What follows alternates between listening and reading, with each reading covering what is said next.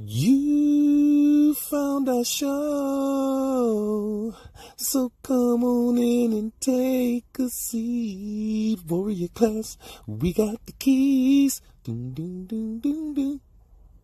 To get you where you need to be, just study our show, and you're gonna grow like crazy. Watching you will see. Doom, doom, doom, doom. Warrior class, we got the keys, just watch our show, 'cause it's for you and your babies. Welcome to Warrior Class. Where the teachers would pass. And you will too, if you pass. This is our Kicks in the Violent Encounter BS. Our Kicks in the Violent Encounter BS. Don't answer the question either, Bobby. Don't give them the answer. Yeah. We just starting. That's what they want. It's some people in there right now. They want to hear. They want to know. They think they don't know. Yeah. Excuse me. I mean. And another way of looking at it is our Kicks valid in a violent encounter. Are they a valid thing to do? Right. And if they are, what's the proper way? If they're not, then what should you do? As opposed to kicking, and then why would you kick? You know. So there's a guy in the chat when I posted this on the IG. He was saying, you know, any kick that you get off is a good kick. Yeah. And I didn't want to get into it with him. He was like, I commented and I was like, you know, you got to be careful with that. You know, basically is what I was saying. And he was like, well, you know, since you know you're knowledgeable, why don't you tell us? I said, well, I tell you what, watch the show. I just might. Is it? Yeah. Let me see what's going on. So that was funny. Yeah. So I'm gonna answer your question. Oh, that was your natural. That's what that happened. Great. So yeah. So I thought that was very interesting. But we're gonna answer those questions. We're gonna get into it. And but before we do that, we allow y'all to get in the chat. Hello there. All right. Everyone. Your hair was nice. I'm gonna ask you to share the broadcast and everything. First, I want to get into some quick news and then a little shout. So I have some I want to share too. Okay, cool. So this happened I think yesterday. A man unclothed below the waist groped 4 women from behind at a Kroger on Powers Ferry Road. Oh, this is in Atlanta. Was it Diddy? Stop. Nah, my bad. No Diddy. Raekwon. And that's cold. That's cold too now. Expedition instead of saying pause, they're saying no Diddy now. It's cold. This is bad. Raekwon Moss or Raekwon Moss. Is that Moss or Mose? That's not Raekwon. He tripping. That last name is like Mose. He looks more like Jizzle. Where? Look, Raekwon Mose. Raekwon Mose. Yeah, Raekwon Mose. Or Mose. It could be Mose. 35 tried to run away from Cobb County Police, but was caught. No, wait a minute. This the naked dude. One who was naked groping the women. No. I don't think he was naked. That's another. They said naked from the waist down, right? They said that. Yeah. Oh no, it's a brother too, y'all. Waist. Yeah, unclothed from below the waist. Yeah, he is charged. But see, we laughing, but you know this ain't really funny now. You know what I'm saying? It really ain't. It's crazy to think about a man. Right, it's crazy. That's what it is. And it's crazy that if he was fully naked, it'd be just horrific. He I'm got not his gonna shirt lie. on. Let me be honest. I'm messing So he with you. wanted to be classy. I'm messing with you. I already got my laugh because I seen this already. This is your first time hearing Oh this. my God. So I already got my laugh off a little bit. But on a serious note, though, I'm glad he was caught. I don't like dealing with the police, but I'm glad somebody caught him. He should have been caught by somebody else. Yeah. Because that could have been you in the Kroger's with your daughter. That could have been you in the Kroger's with your wife. With no tools. With your mama. Well, that'd be terrible. And a man walk up behind your mama. Woo! A man walk up behind your 12-year-old with no bottom on at Kroger's. Can you imagine First of all, this is the thing about this. Insane, man. This is why, just get serious for a second. This is why at 111, this is why you got to be paying attention to your surroundings. Seriously. Because, okay, you handle it like a pro, whatever. You get the dude, you do whatever. Your daughter or whatever that he groped, that happened. He's traumatized now. You see what I'm saying? Can't unring that bell. That happened. So you have to be aware of your surroundings when you're out in public. You can't just be looking like a tourist everywhere, like I see people doing in the grocery store, just oblivious. Just Well, there was a failure in Kroger. He has to get past Right. the front. The front has that big mirror. There are cameras all over the place. I used to be. I'm sure he had to pick. He could have walked in there naked. I was head of loss prevention for Kroger, okay? And so and to let you know, so on the west side of Atlanta, there's a big Kroger that goes before it becomes Cascade, MLK. It has a uniform officer only. I was in Buckhead. Now I was the head of loss prevention for all of them. I was in Buckhead. That's where my office was, and I was always in plain clothes. And our other officer that worked with me, he was in plain clothes. But they don't want you to be a physical deterrent for those wealthy motherfuckers up there. But they want you to take care of business. Right, but they don't want you to be seen. Right, exactly. So there's a whole difference in the way stuff is treated. But when you walk in, and you said this is in which Kroger? Powers Ferry. Okay, so when you walk in, there's a uniformed cop there. I'm sure it's still the same way. And there's a big mirror. There's cameras all over. Up in the office that you really don't know is an office upstairs. There's monitors every camera up there. And that's where whoever's the head of loss prevention for that store is sitting watching those cameras. This fool walked in naked. Of course, that's what I'm saying. He didn't. He could have done that. He probably had to get in there and go then to the bathroom. Then or might just right around the corner. Remember, I told you the story of a dude masturbating in the grocery store from women. I know women that have told me about that. You know what I'm saying? So yeah, I mean, he may have studied because the cameras ain't gonna hit everything. Right, you might be right around the corner and just wait for your turn, your time. Yeah, you're a predator. You know what I'm saying?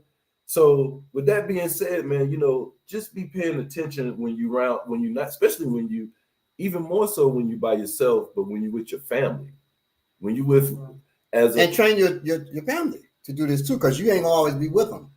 That's everybody has to be trained. Now you get I hit all them up and told them at my daughter's school, a teacher, a student looked in on the teacher. He's in the room completely naked, masturbating. Right. And so glad you said that. I wasn't at the school with my daughter. Right. But thank goodness she's trained enough. Somebody's running through the school one day with a firearm. She hits me up. I said, where you at? She said, I left the classroom because they won't lock the door. They won't lock down the doors like I told them. I'm in the hallways right now looking for a class I can go to where they will listen. I said, well, keep me on the phone, go. And so she talks to the one teacher while I'm on the phone. They said, well come on in here. And you hear them moving the desk and pushing them, to make that bar for the door. She said, okay, Daddy, I'm in here with them. I'm going to instruct them in other ways to go. I said, all right, keep me posted. Call me back. Anything else happens. And so after that, I get the call from the principal later and said, your daughter really locked down the classroom. Would it be possible if she teaches school, safety when it's a school shooter to everybody? I said, well, no. My people can come in and teach school safety for X amount of dollars, but you ain't gonna get that free training off of her. But she did save y'all. Right. So man, pattern what she did. So it's important for your kids. Everybody got to be trained. Everybody got to be trained. At the school, God, what was the school recently? The one in Texas where the shooter went to the school and they wasn't letting parents go in and stuff like that. The police wouldn't go in. The police wouldn't go in it. Right. Uvalde or something? Uvalde, yeah. I would have breached that school. Real quick, save those people. It was another one too that happened in Pennsylvania. Well, not another situation like this, but it's similar. A man with a wig on walked into the Planet Fitness locker room in Pennsylvania. Did he? And just no, he just went to the locker and just started changing, acting like he would just pretend to be a woman, just watching. And a teenage girl is the person who noticed and videotaped it and sent it to the and sent it and gave it to the people up there and said, you know, that's what they saw. That's what's going on in the Planet Fitness. So this happened in it doesn't say where in Mary and Justin. This kind of behavior is legal now. It's sanctioned. But so that's more reason why you got to be paying attention. Right. And that's the only reason why I mentioned this story is because you got to be paying attention, because it ain't about what's legal and what's not legal. You know what I'm saying? Even being encouraged, that actually happened at one of the places where I work. They have these conventions that come in now that are, you know, these politically correct groups, and they turn the woman's bathroom for some reason into the unisex bathroom. And I talked with some of the other women who work there about this, like that, you know, that's actually dangerous. And we need to be keeping our eyes on what's happening. Whenever I walk into one of those bathrooms, I'll call out to see if anyone is in there automatically. Let me make this point too. All public bathrooms are dangerous. Yeah, well, so when you walk into a public, I rarely go to a public bathroom, especially if I got to defecate. I'm in the bathroom, I had to defecate. Bad. So I went to the bathroom, and while I'm sitting there, somebody walks in. Okay, walking in, use the bathroom. They turn the lights off with complete darkness.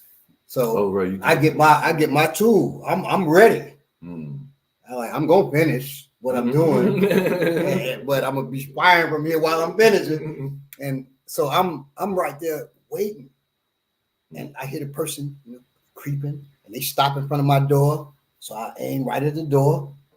I'm like, come on, let's do this. I ain't say nothing. So they trying to listen to see, you know, what am I doing, or they know somebody got to be in there. They waited. I don't say nothing. Can't see nothing. I don't need to see. I'm just gonna fire right in front of me. They open some light in a minute. right, exactly. And so then after a while, they just walked on out, didn't turn the lights on. So I'm like, shit, they made act like they walked out. So when I get done, it looked like goddamn, you know, I'm in a movie or something. I'm checking around and shit. Like, that was crazy. And that was the scariest situation because it's dark as shit. Absolutely. I'm looking, ain't nothing there, but I'm like, why hear somebody move?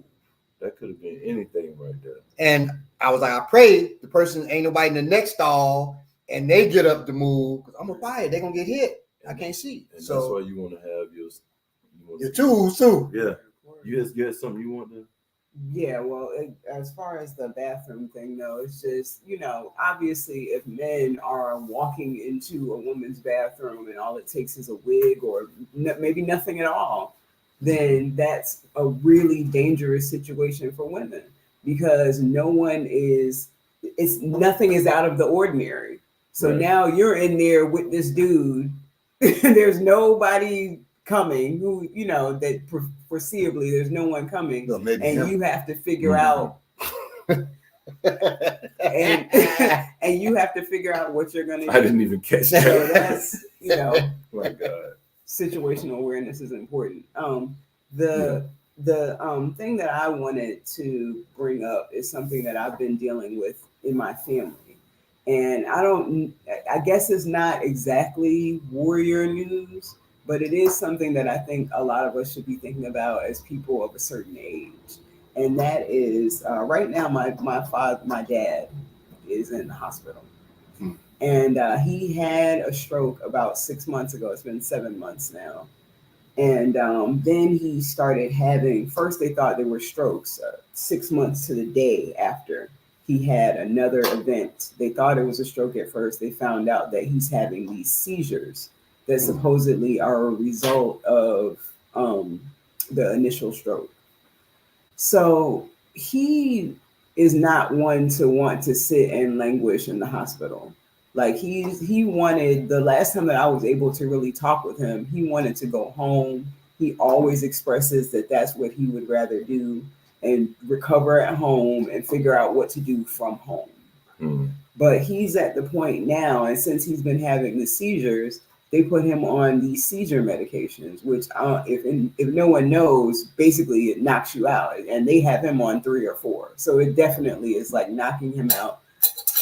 In addition to whatever else that medication is doing to him, which I'm always asking, okay, so what are the side effects? What are the side effects? All they ever say is it makes you sleepy. But we all know, if you've ever seen a drug commercial, you know that there is a laundry list of side effects that all of these pharmaceuticals have. So he's knocked out and he looks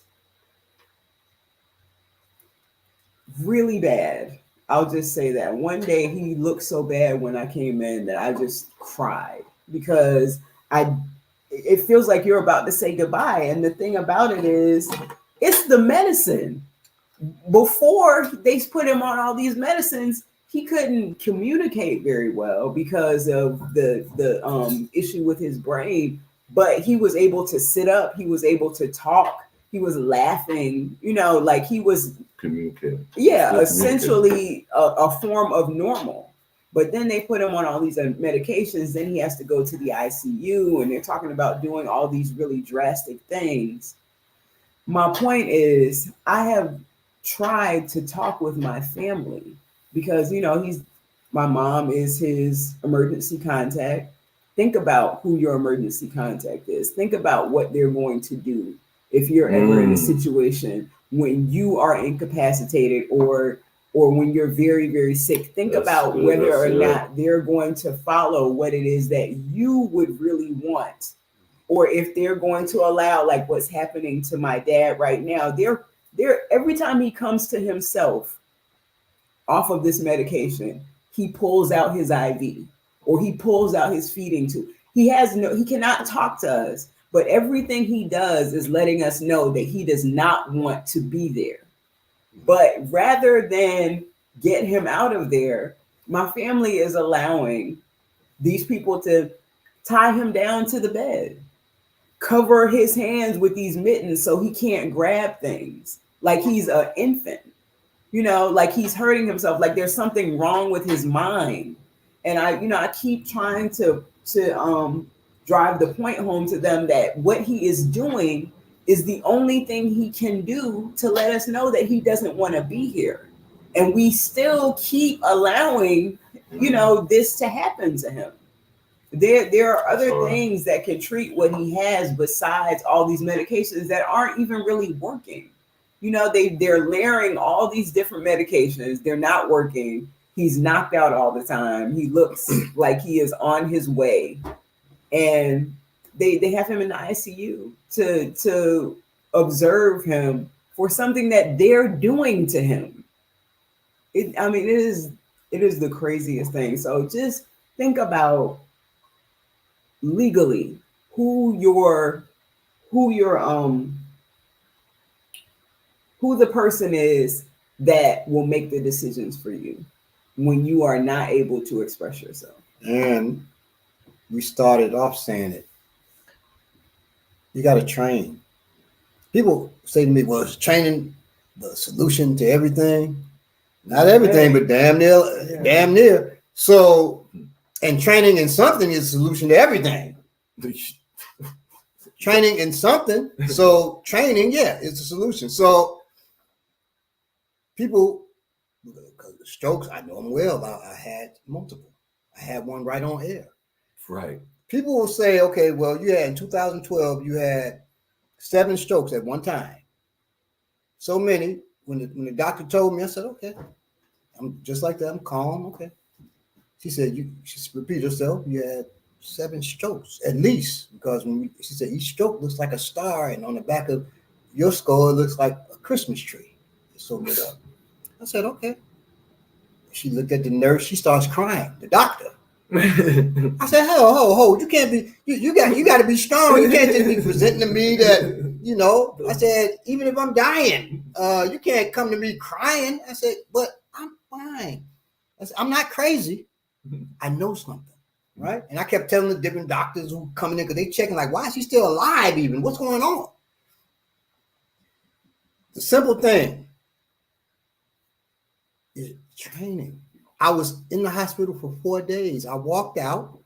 I rested for 4 days at home, and I went right back to teaching. And I don't have students that's just going to take it easy on me. I was hoping they would, but they didn't even take it easy on me. 4 days, right back.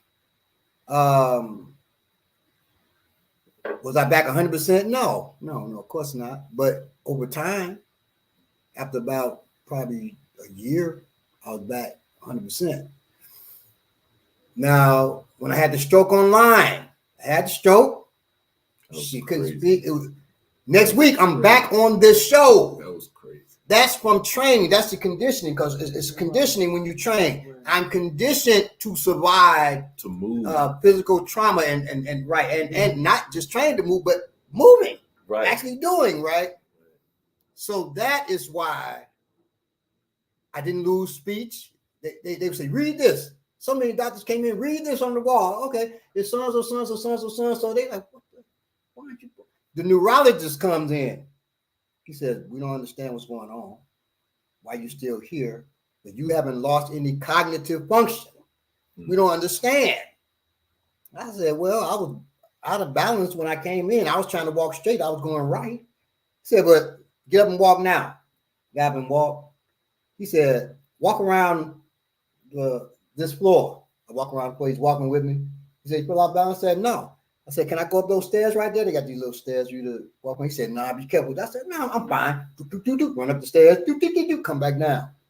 He's like, man, what is going on? You keep telling everybody you know something. What is it that you know? What do you know? I said, I know training. I know training. I said, and I know my spirit. Okay, I know my spirit, but it's training that buffers my spiritual teaching. That's why I'm here. That's why I didn't lose cognitive function. That's why I'm able to do those things. It's really simple. So the solution now, I can't say because I'm not a doctor as far as because your grandfather didn't train. I don't know what the solution. Your father. Oh, this is your father. Wow. Okay, that's right. Because your grandfather transitioned, right? Yeah. So your father doesn't train, I'm assuming. Not in what we train in. Right. So I don't know what the solution would be now. But I'm telling you all right now, you need to start today doing something. If it's just walking, and then once you can walk enough, turn that into jogging.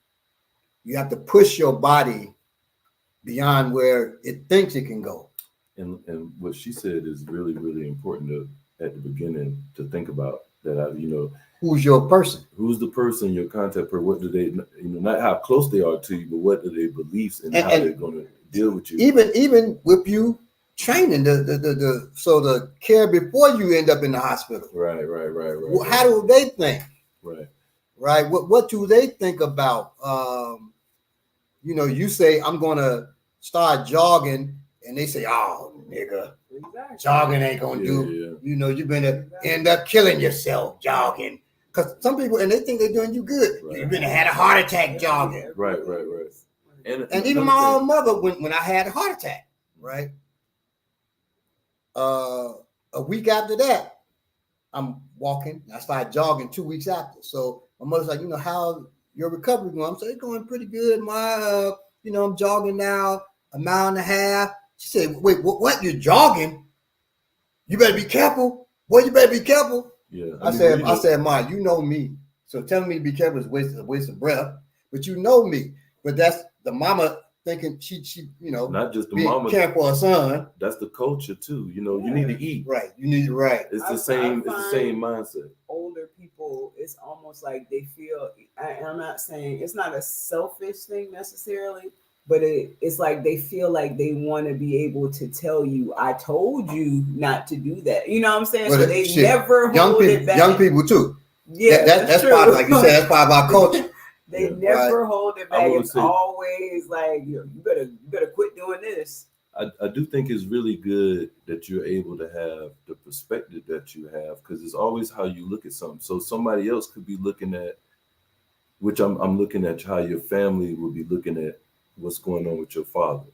And they can be like, he is trying to harm you. They looking at if he's harming himself by Right, that's pulling what out they the think, right. IV. And they'll let him get tied up Right, because of that. because Right. of the perspective and how they're looking at it. And I think that's that's the most important thing, that the way we have to approach certain things is we have to, and this is going to go into something I want to say, but it's to approach people's perspective sometimes without kind of some people you can't really challenge how you talk to, how you talk to them, so you got to kind of approach their perspective. A good example of this, right?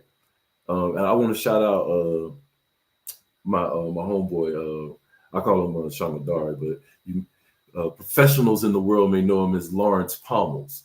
You know what I'm saying? But he's a good friend of mine and a Baba Lau. And I was speaking with him recently, and we don't have that kind of relationship where he like really like, he do help me with stuff like it. And real quick, when you go to the school, my picture's on this wall. So just so you know that. He's also tied into, I kind of met him through this guy right here. But yeah, so what was real cool, I was going through a little phase, and was kind of feeling a way about certain things. I got a divination, and it was some bad stuff. Now I'm looking at it in a certain way. It's telling me I'm not taking things serious enough. And I let him hear that. And I'm telling him, like, man, it's telling me this, that, and the third. And you know what I'm saying? And he didn't, I guess knowing me, he didn't be like, man, you on some bullshit. He kind of thought that. I could tell by the way he kind of paused, but he didn't say that. So what he did instead was, he was like, hold up, man, I just walked in. Let me give my shrine some praise. Baba Ogun, some. I never do that, by the way. And I got the same shrine. So he's showing me something that he does that I don't do. That's one thing. And then he says, he was like, you got a great opportunity having, being around Baba so much. I'm already thinking, yeah, I know. He's like, man, you get to be like almost like an apprentice and you can ask him all type of questions. And I'm like, yeah, I'm thinking in my head, yeah, of course I do. He's like, about Ifa. And I'm like, oh shit, I don't even think about that like that. I do sometimes, but not really. I don't take advantage of the situation. And I don't mean take over advantage. You know what I'm saying? Mm-hmm. You know what I'm saying? And he made these points to him without saying, hey, you don't do this. You need to do this more. He just basically talked. It reminded me of you. How sometimes you'll tell me something without saying, you can't do this. You'll talk around like, look, I'm the kind of person, and I strive to be this. And I'm like, okay, well, I strive to be that too. So I should be thinking like that. You know what I'm saying? And just the way he put that, put things to me, I'm appreciative to that.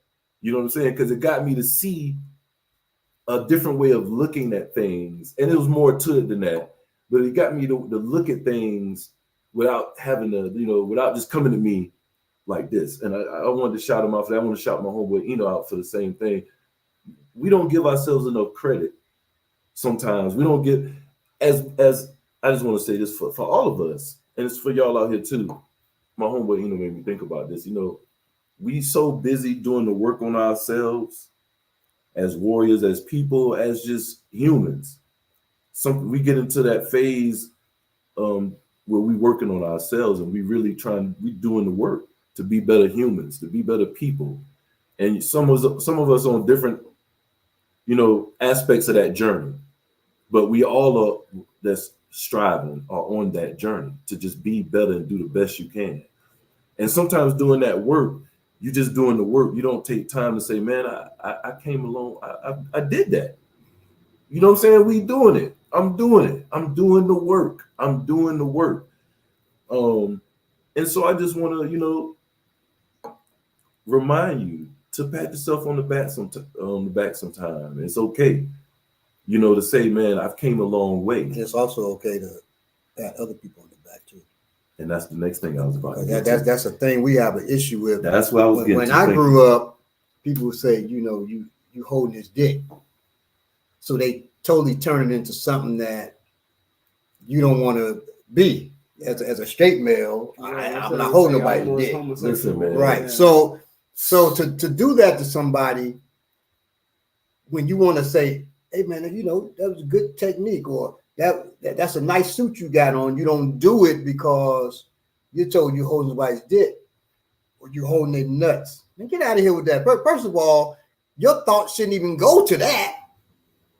Even if you are gay, you shouldn't be going to telling another person you hold somebody's nuts, because that's sexualizing something that didn't have nothing to do with sex. Thank you, Mr. Mason, Mr. Eugene Mason. We appreciate so you. Thank you so much. So Eugene Mason sent a super sticker. And so thank you to Freedom Power also. And I think let me show it. Let me see.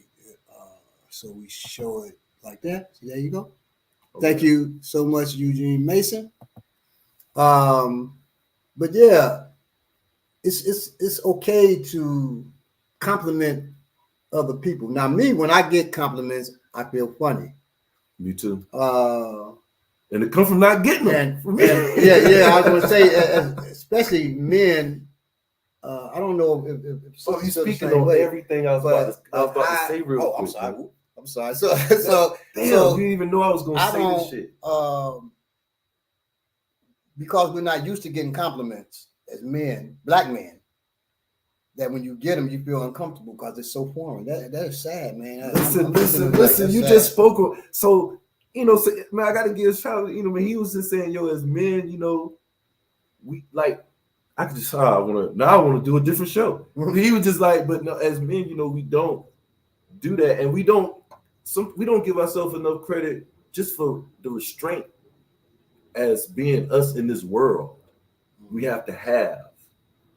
He was talking about something. He's a psychotherapist, and he was just talking about, you know, the times that he's been doing this for over 10 years now, dealing with the amount of men he's, you know, going to with marriage counselors or whatever counseling they're going to, and he did, you know, dealing with gigantic big men, the kind of men, not just big, but the kind of men, you know, if you about it, the kind of men that's about that you ain't going to, other men ain't going to try. And not even big men, but just men, you know, that other men, you know, when you see a dude that people ain't going to try. They don't have that kind of face, demeanor. They give out that energy, don't fuck around. And no man would try them. But the woman, they just cower to that woman beside them. She's, boy, he don't even listen. And they just, you see how she do? You know what I'm saying? I don't want to get into all of that, but I'm just saying we don't give ourselves, like, just period. As men, as people, we always criticizing ourselves. We constantly, because we under so much scrutiny, so much pressure as people. I was just thinking, I used to be a rapper growing up, and I used to perform for my friends and stuff, or at clubs and stuff, and everybody be like, "That's what's up, bro. That's what's up." It hit me when I was playing some stuff from 2000s, from 1998 and 2007, some music. This dude that didn't know me from New Jersey, and he heard I felt embarrassed because he had some music. I was like, I got some old stuff, so I let him hear. I felt embarrassed after a while, and I turned it off. He was like, "Yo, what you doing?" I was like, "Yo, man, I felt kind of funny because so he's like, that was it." He was like, "That was it, bro. You gotta put that back on." I was trying to get to the chorus. He's like, you know. So much so, he's listening to it with another friend of mine. But the culture, get this out, I'm gonna enter the culture. This friend of mine that heard all this, but this friend never bought this dude with him before. So this dude like, let me keep listening. So he listening, and so the friend like, yo, I ever heard this before? I don't think I heard this one. Because he bopping to it, but he never bopped to it. So he got to justify that because this friend like, yo, he like, yeah. Here's something else. One of my other friends, I played one of the other friends. He's like, yo, dude got $1 million voice. My friend like, yeah, just like so. Wait a minute. So you thought he had $1 million voice and you never told him? Well, see, I mean, we deal with it all the time. Nobody ever told, I just want to say that nobody ever told me growing up, in anything. I talked about this before. Yo, you good in football. Yo, you good in my first cousin, you should play basketball. Nobody was like, yo, you should do this. You should. Nobody ever said nothing. When I was rapping it, people, my homeboys be like, that's what's up. Until a record is that was like, brother, whoa, you got something. I'm like, what? I'm just performing at a couple, didn't even know. We got to give ourselves more praise and your people, like Bob was saying, when your people are doing so, we fight through the judge, whatever it is. I never felt that. And I don't have a problem with people praise. We know so many people that consider themselves revolutionary, radical. And it started because I wanted to praise you for your perspective. Being you're probably the only one in your family with that perspective. You got to stick with that and you got to fight for it, but you got to do it in a logical way. Right. You know, it's hard. Once again, it's hard. It's only hard because we don't get the praise. Right. So what I was going to say is we know so many radicals, revolutionaries. We know people have said to you, I know I need to be training. I know all of that. That's to protect my family, but I'm about to leave right now. And that was said to him, and he went into depression for days. And I said, don't be depressed, because this is how our people, this is how I get treated. It was about, training with me. This is how I get treated. So now I don't agree with this, but you heard him say, about like the Michael Jordan, martial arts, and people don't train with them the way they should. Well, as people say, well, people don't know. A lot of people know me, so that's not it. But the thing is, with martial arts, every man and woman believes that they can protect their family. They want to believe. They want to believe that. Or when the time comes, right, they know what to do. They black. Right. Or like that sister who said, your instinct just come out and you protect yourself. Get out of here. That's not true. Most of us, our instinct is, so we talk about fight or flight, right? But there's an in between where you can choose the wisest decision within those. But we don't even know that exists if we don't train. So stop it. Stop it. Your natural instinct is to make the wise choice. Sometimes it's wise to run. Sometimes it's wise to put your fist in somebody's face. But what's the wisest? Because you could be running and get shot. In fact, I know somebody, he was running and he got shot 8 times in his damn spine. Number one, it tells you because he was running and the dude shot him, so he was a cold-blooded dude. But also tells you he was a great shot because every shot hit his spine on a running target. So your best bet would have been to face him and close distance and try to wrestle the weapon from him or whatever you got to do, the tool from him. And that may seem counterintuitive to you. That's because you don't train. I talked about all this. I talked about this with my homeboys. You don't train. And so that's counterintuitive. No, you're counterintuitive. You don't understand what it means to really survive.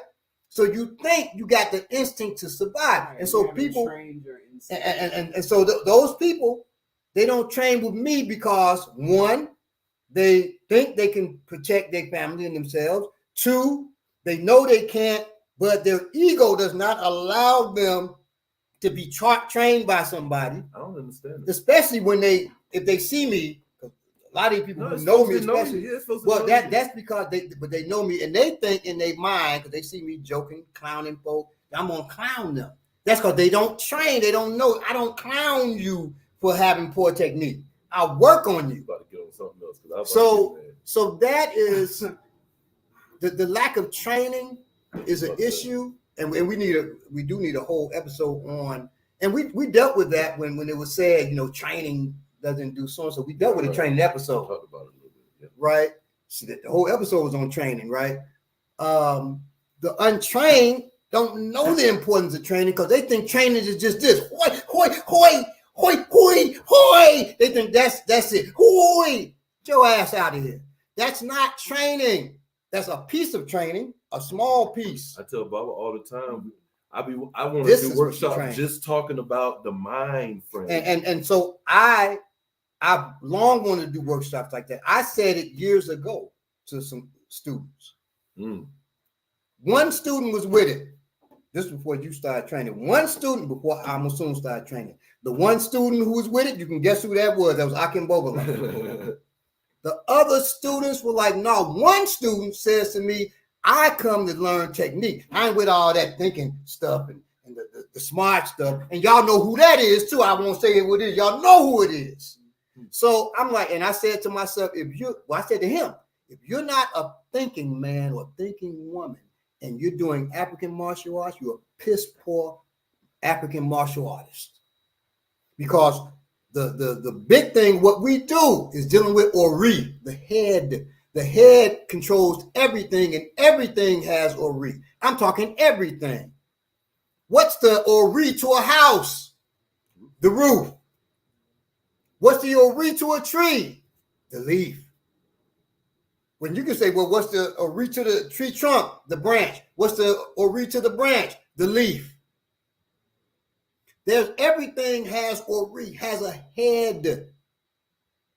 Because that's how important the head is. So if you put more work into your fist than your head, you ain't got a good head. You're a dummy. You have to work on your head. Otherwise, and we've dealt with that. We had a student, she know a bunch of technique. But I just grabbed her a certain way and she starts crying. Because the trauma hadn't been dealt with. The head hadn't been dealt with. You got to deal with your head, and any instructor that's teaching you to just be an old brutish punch, kick, hit somebody with a stick, and you're not a thinking martial artist, a thinking warrior, you're certainly not a warrior. And as a martial artist, you're piss poor. And if you're a so-called master and you're not a thinker, you're piss poor. It used to be you couldn't be a master of nothing if you hadn't written a treatise at least on that thing. And a treatise, just in case you don't know what that is. Crystallize your understanding. Right. It's you've written at least an essay on the thing. I would also like to offer a correction. Baba does not criticize you or clown you on technique when you first start.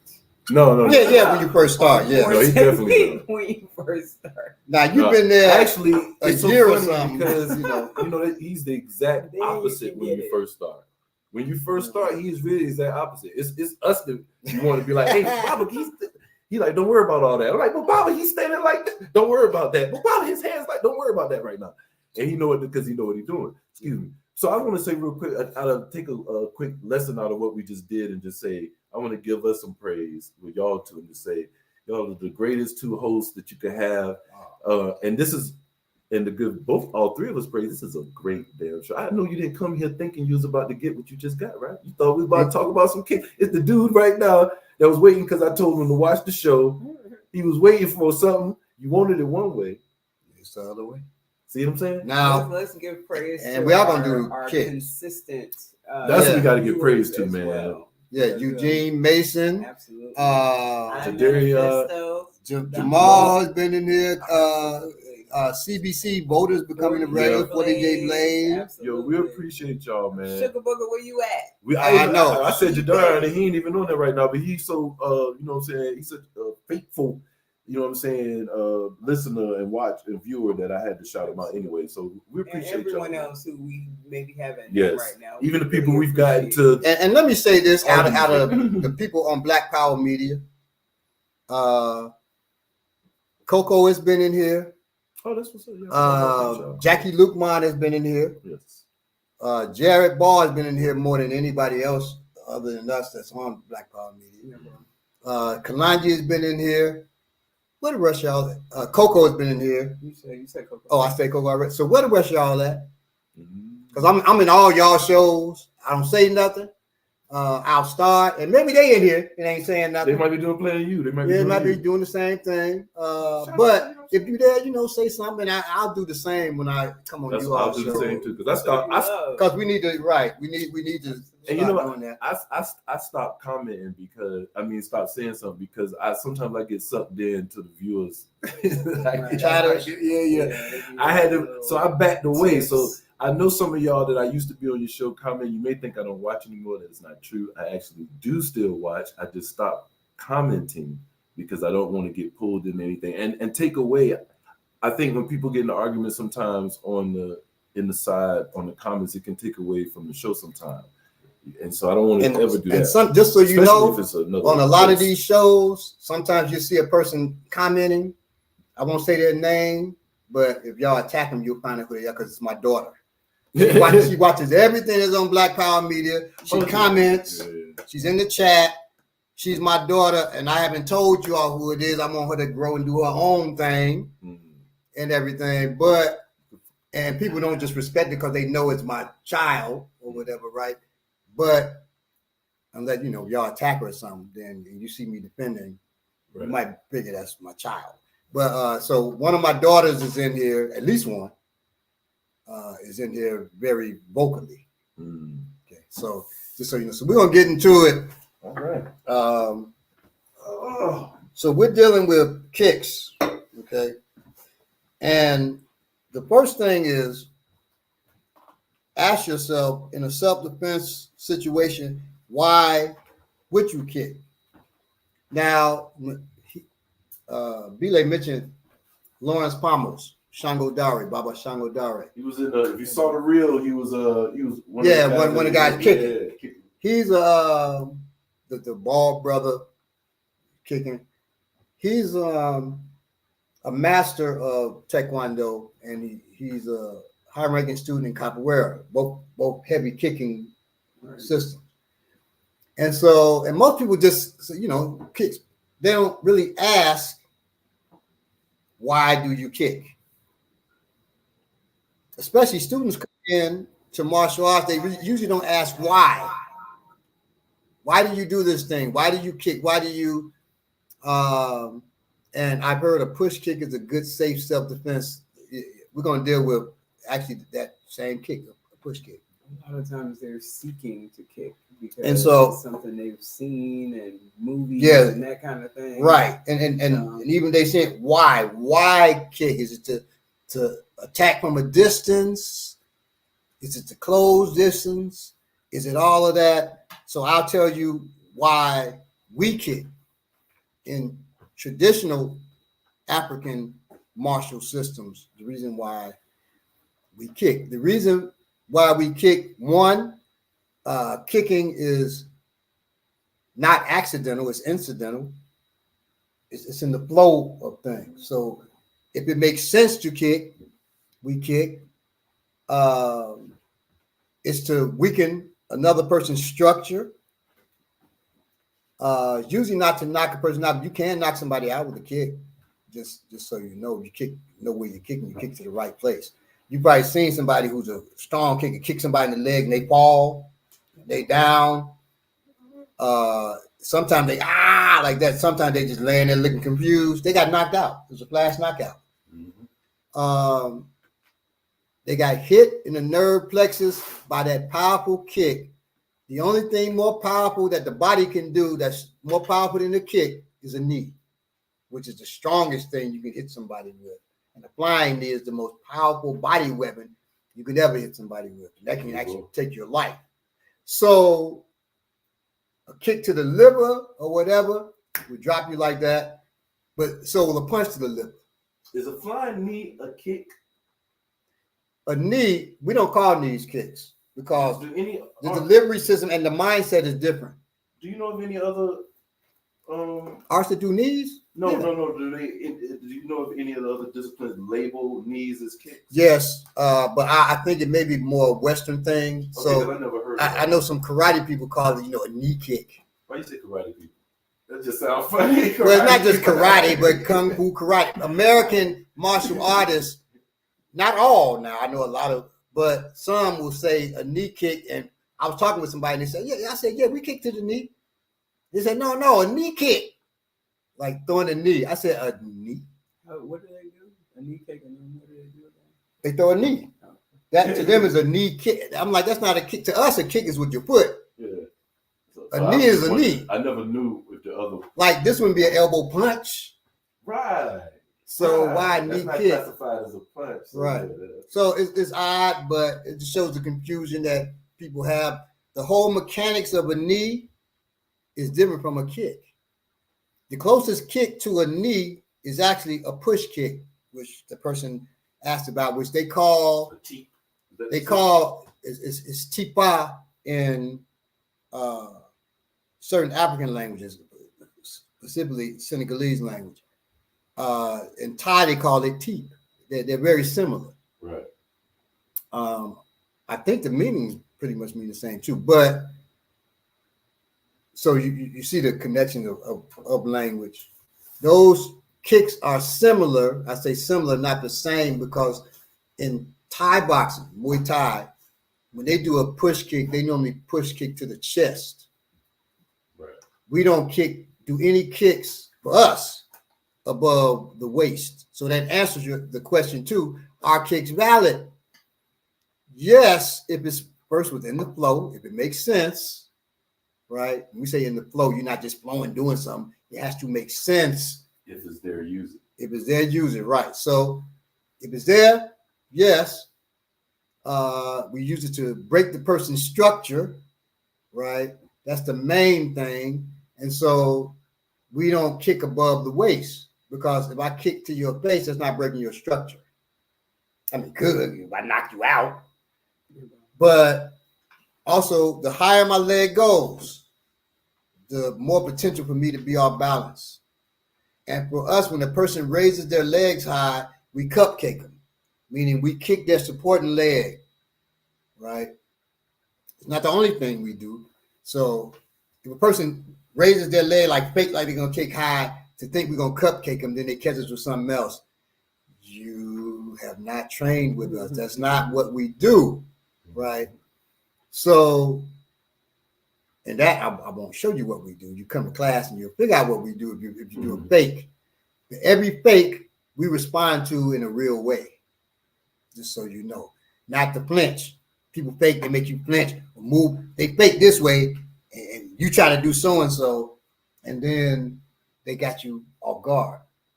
Well, every movement you make, fake or not, we're closing with you. So you got a problem. Right, because you playing. Right, you playing. We ain't playing. So you do this. We ain't moving over here like this. We're at you. It ain't no mystery where we going. We're coming at you. Now, what angle we coming from might surprise you, but we're coming at you. So no, it's not. For a demonstration of a devastating knockout from a knee strike, look up Yo Romero. Oh, it's all kinds of knee strikes are devastating. If you want a devastating knee strike, look up Anderson Silva versus something. His last name's Newton. I can't remember his first name. What about Not I whoop his ass too because he's a skeleton. Carlos Newton. Anderson Silva hit him so hard with the knee, you hear it sounds like somebody hit a coconut with a hammer. What about the one, I can't remember his name now, but he knocked out the white boy with a knee. That was the first thing he did in the first like 5 Oh no, seconds. he's talking about old boy when he you know talking about the quickest knockout in MMA in UFC. It happened like as soon as it opened up, he came through and hit him with the double knee and knocked him him straight out. Him. What's his name? Come on, yo, what's his name? I can't think of his name. Because he fights. Oh, Jamal said he saw it. What was his name, Jamal? He fights. You talking about the boy didn't fight or the guy? Neither one of them. No, he's fought. He fought maybe like twice since then. He done chilled now. Now, these are a different story. I mean, if you look up the axe murderer, Vanderlei Silva fighting against Rampage Jackson, he hit Rampage Jackson with 20 knees in the last fight before. Now in UFC, Rampage beat him. Masvidal, there you go. Thank you. Yes. Oh, Masvidal. Okay, yeah. So he hit Rampage. He hit Rampage with 20 knees when they were in Pride, and then he just let him go, and Rampage fell over onto the ropes, and you just see a flood. Me and my wife looked and said, "Oh my God, I hope he's not dead."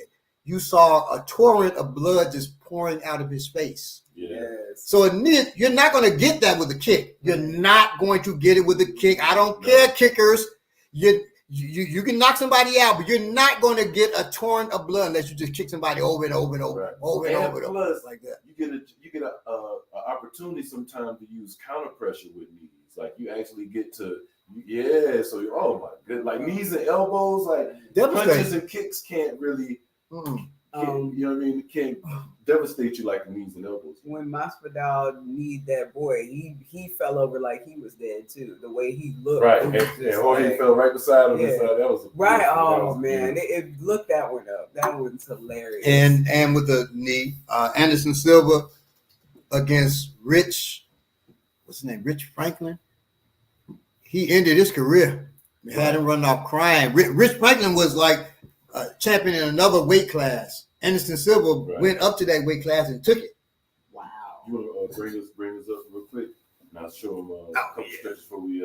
Yeah. So Belay is going to show you all a couple of stretches to get you all ready for the kick. But just know, on the street you ain't stretching. So do these stretches every day. So if you encounter something, kick is what you need to do.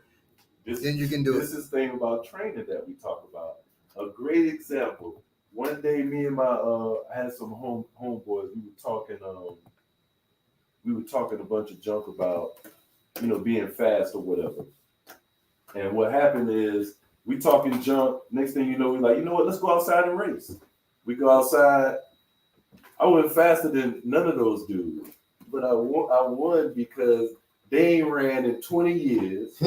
So the first dude took about 5-10 steps and caught his hamstring. Yeah. He pulled his hamstring. The other dude just ain't ran in 20 years. So he just lost because he had no win. He would have beaten me. I could say that now, Tori, if you listen, because I know you're not. Because you don't even know that I got a show right now, because I ain't talked to you in about 5-10 years. So I can say this, Tori, you won. Yeah, you would have won. So I can say I can admit that now. No, but seriously, you don't want to have to run and pull your hamstring, right? This is the same thing. You don't want to have to use your legs in a situation and you can't. That's why training is important. Training. You want to be able to escape a situation. Like Bob says, it's not about all the time. You need to escape. You need to fast react. Something falling. There's a fire. It's this, that. You got to get out of here. You're going to need these legs. You might need to jump over something or whatever. If you have them, you're going to need them. If you got it, use it. That's the philosophy. And that goes, you got to look into that. What does that really mean? That means if you're able to run, you shouldn't be out here walking. I'm going to go walk for some exercise. Walking for exercise is great. It's wonderful exercise. Don't get me wrong. And you know what? I'm not even going to say running is the most healthy thing to do sometimes. But if you can run, you need to be running some.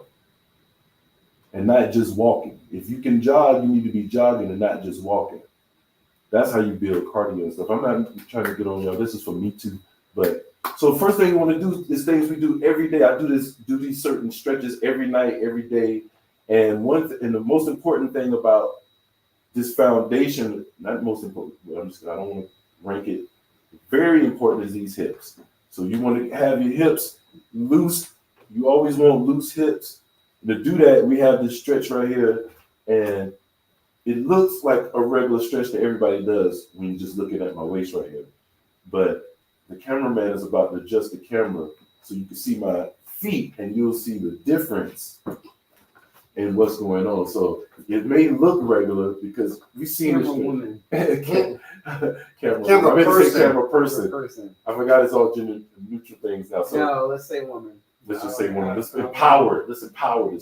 So the difference from our normal stretch like this is that we are rotating on the balls of my. So you can even see it this way too. Let me move this way.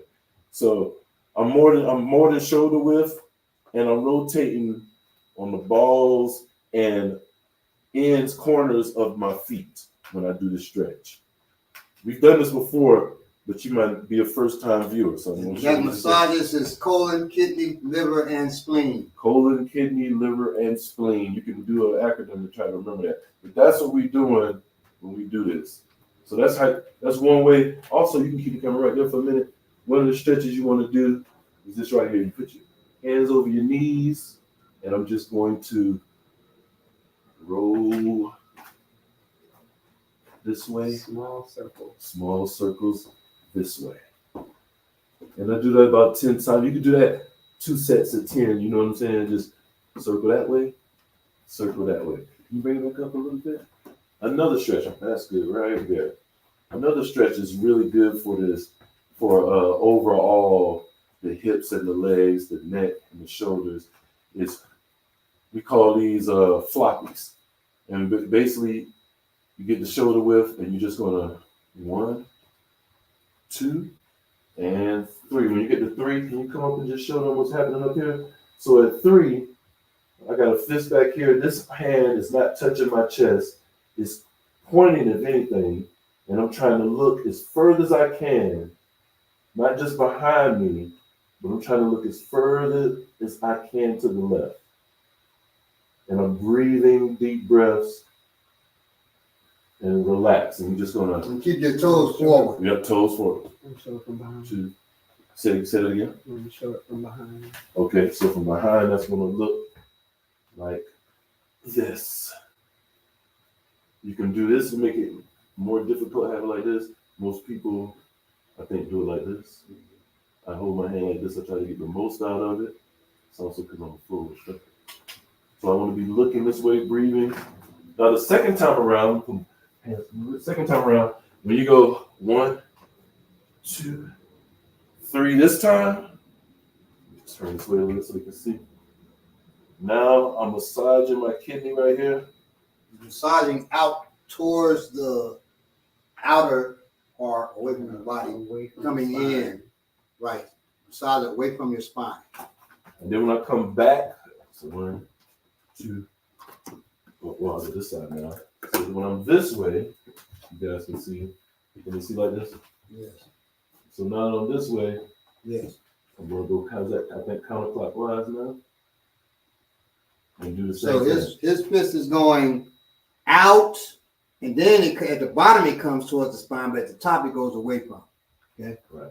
The opposite way last one was just going. I'm doing really small circles, so it might be hard to see from right there.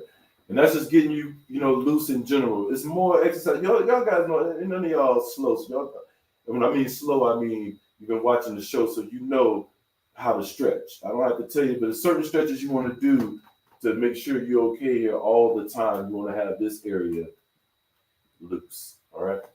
So if you stay ready, you ain't got to get ready. Now, when doing kicks, the first thing to remember, the most important thing, kicks are not just done with your feet, they're done with your hands and your feet. Always. So, what we mean by that is the hands are going to come into play either before the kick, after the kick, or during the kick. Okay. So, if I encounter him, say he throws a strike at me, I'm like, bang, bang. My hands, this before, right? And then the kick comes, whatever it's going to be. I'm not going to do the kick. I'm just showing him. So it'll be, bang, whatever, bang. He throws 2 hands, bang, bang, bang, right? Bang, right? So my hands came before. Or he punches. This is most important. He punches. I'm off. And then I throw this hand into his face and kick. So that is at the same time during. Boom. Okay. Or he throws, boom, right? Boom, after. Okay. It's after, or excuse me, the hands come bang, bang. I'm here. Bang. After the kick, it comes. Okay. So it depends. And that's particularly usually after we're here, I go bang, bang. I'm closing distance. That's usually after. Okay. Yes. I think what Jeff said, they can really see but I don't think they can see the kick. No, they don't need to see the kick. Okay. They just know I'm kicking. So before I'm kicking, then bang, hands. That's after. Right. My hands come after. Because when is the most important thing. Right. He punches. Then the kick. That's before. Or he punches during. That's how. So your hands are always going to be incorporated, okay? And I say during is the most important, because if you're going to throw and I'm here, I put this hand in his face and I kick at the same time, depending on what the kick is, it goes. Now one kick, you're not going to get that hand in there beforehand. It's not going to happen. Other ones, it's possible. Now, yes, because that's from a distance to the hip well. So we're going to work on kicks. The first kick is the oblique kick. Okay. Now the oblique kick can be very close. He strikes, I'm in here, bang, bang, and now I come and kick him in his knee. You can kick on the kneecap, above the knee, or below, right below the knee. It can even go to the shin down here too, because it's damaging too, right? But the closer to the knee, if you damage his knee, you damage the structure.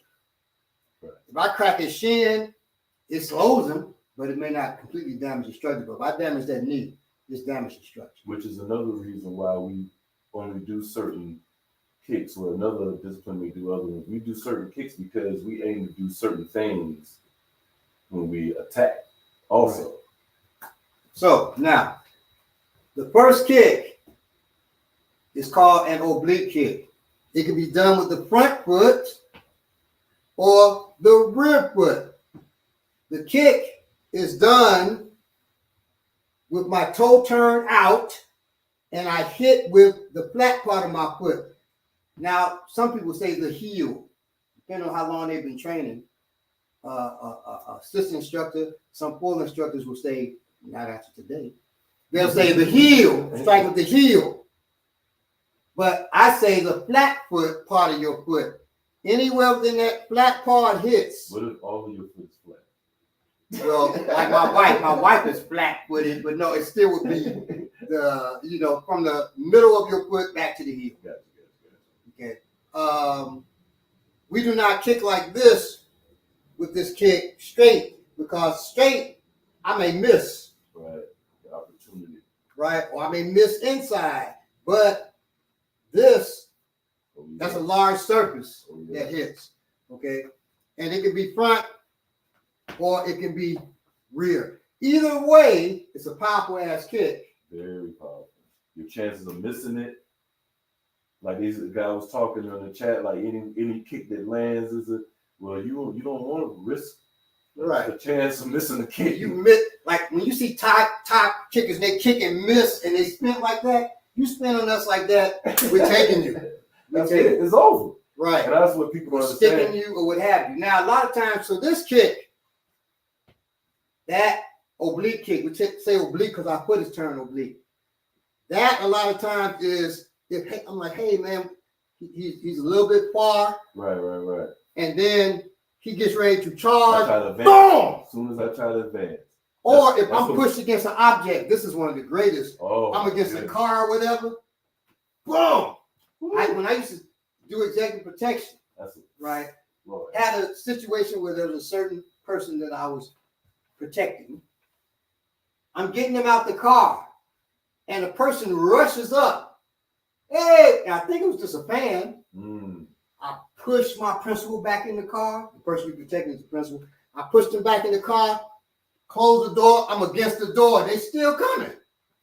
So I boom, and they dropped. Boom. Then we got him out the car. We walked him on into the venue. It's a great. So it's a great kick. It's a showstopper right there. That can stop the whole thing, right? The show right there. So what I want you all to do with this, and with this, for me, you can also be close and do it too. That's the beauty of that. You have to raise your knee up and you stomp down.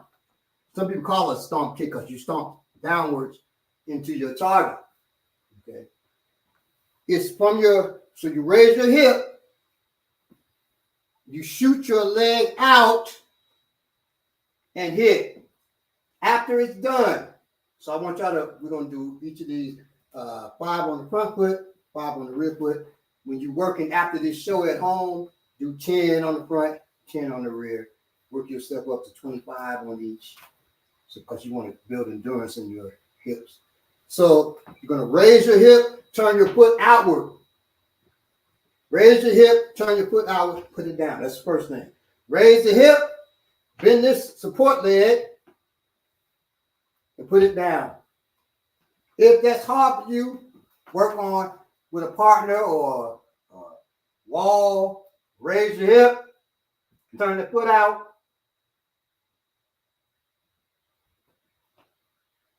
turn the foot out, put it down. Yeah. So I'm holding him, I put my hand against the wall, raise the hip, turn the foot out, put it down. I'll go around this way. So see, then I turn that way. Raise the hip. You got a partner you can hold on to. See, I'm holding him. After a while, you just do it on your own. Make sure that leg is strong and put it down. Okay. Raise it, the hip, turn the foot, put it down. That's the first beginning of doing that kick. Okay. And this way so they can see from this end. Raise it and put it down. Okay. Raise it, turn that foot outward. Because that's a stretch in itself. If you ain't done that, you're going to have to get used to your ankle, your instep. You're going to have to get used to turning your foot. And then, to get the exercise the best way, leave the wall now. Yeah. And so now you're working on your balance too. Okay. After you got that, now you can do the kick. After you got good balance with that and everything. And the kick is right into the knee, above the knee, right below the knee. Okay. And you really will grind down after that. You coming down on that. Yeah, so after you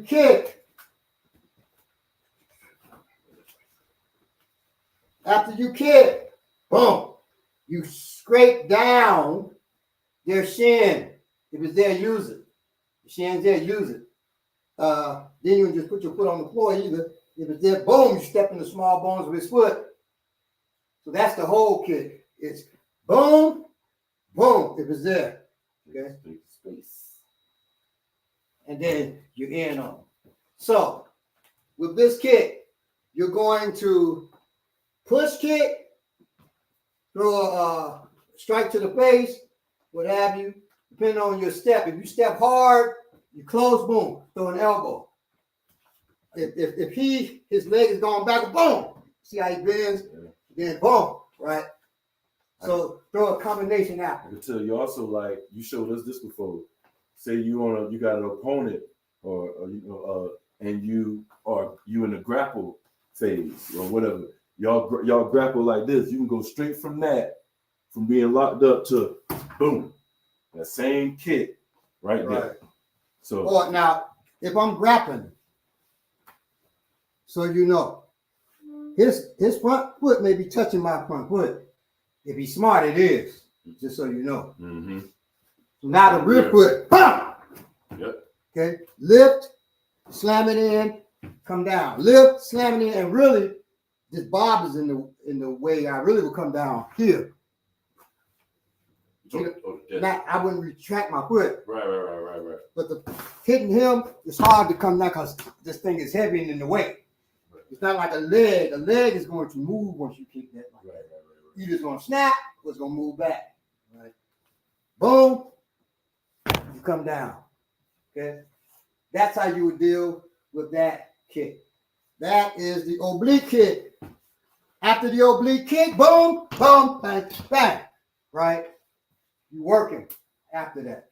So remember, the hands either come before, after, or during. Now, the next one is the push kick. Right?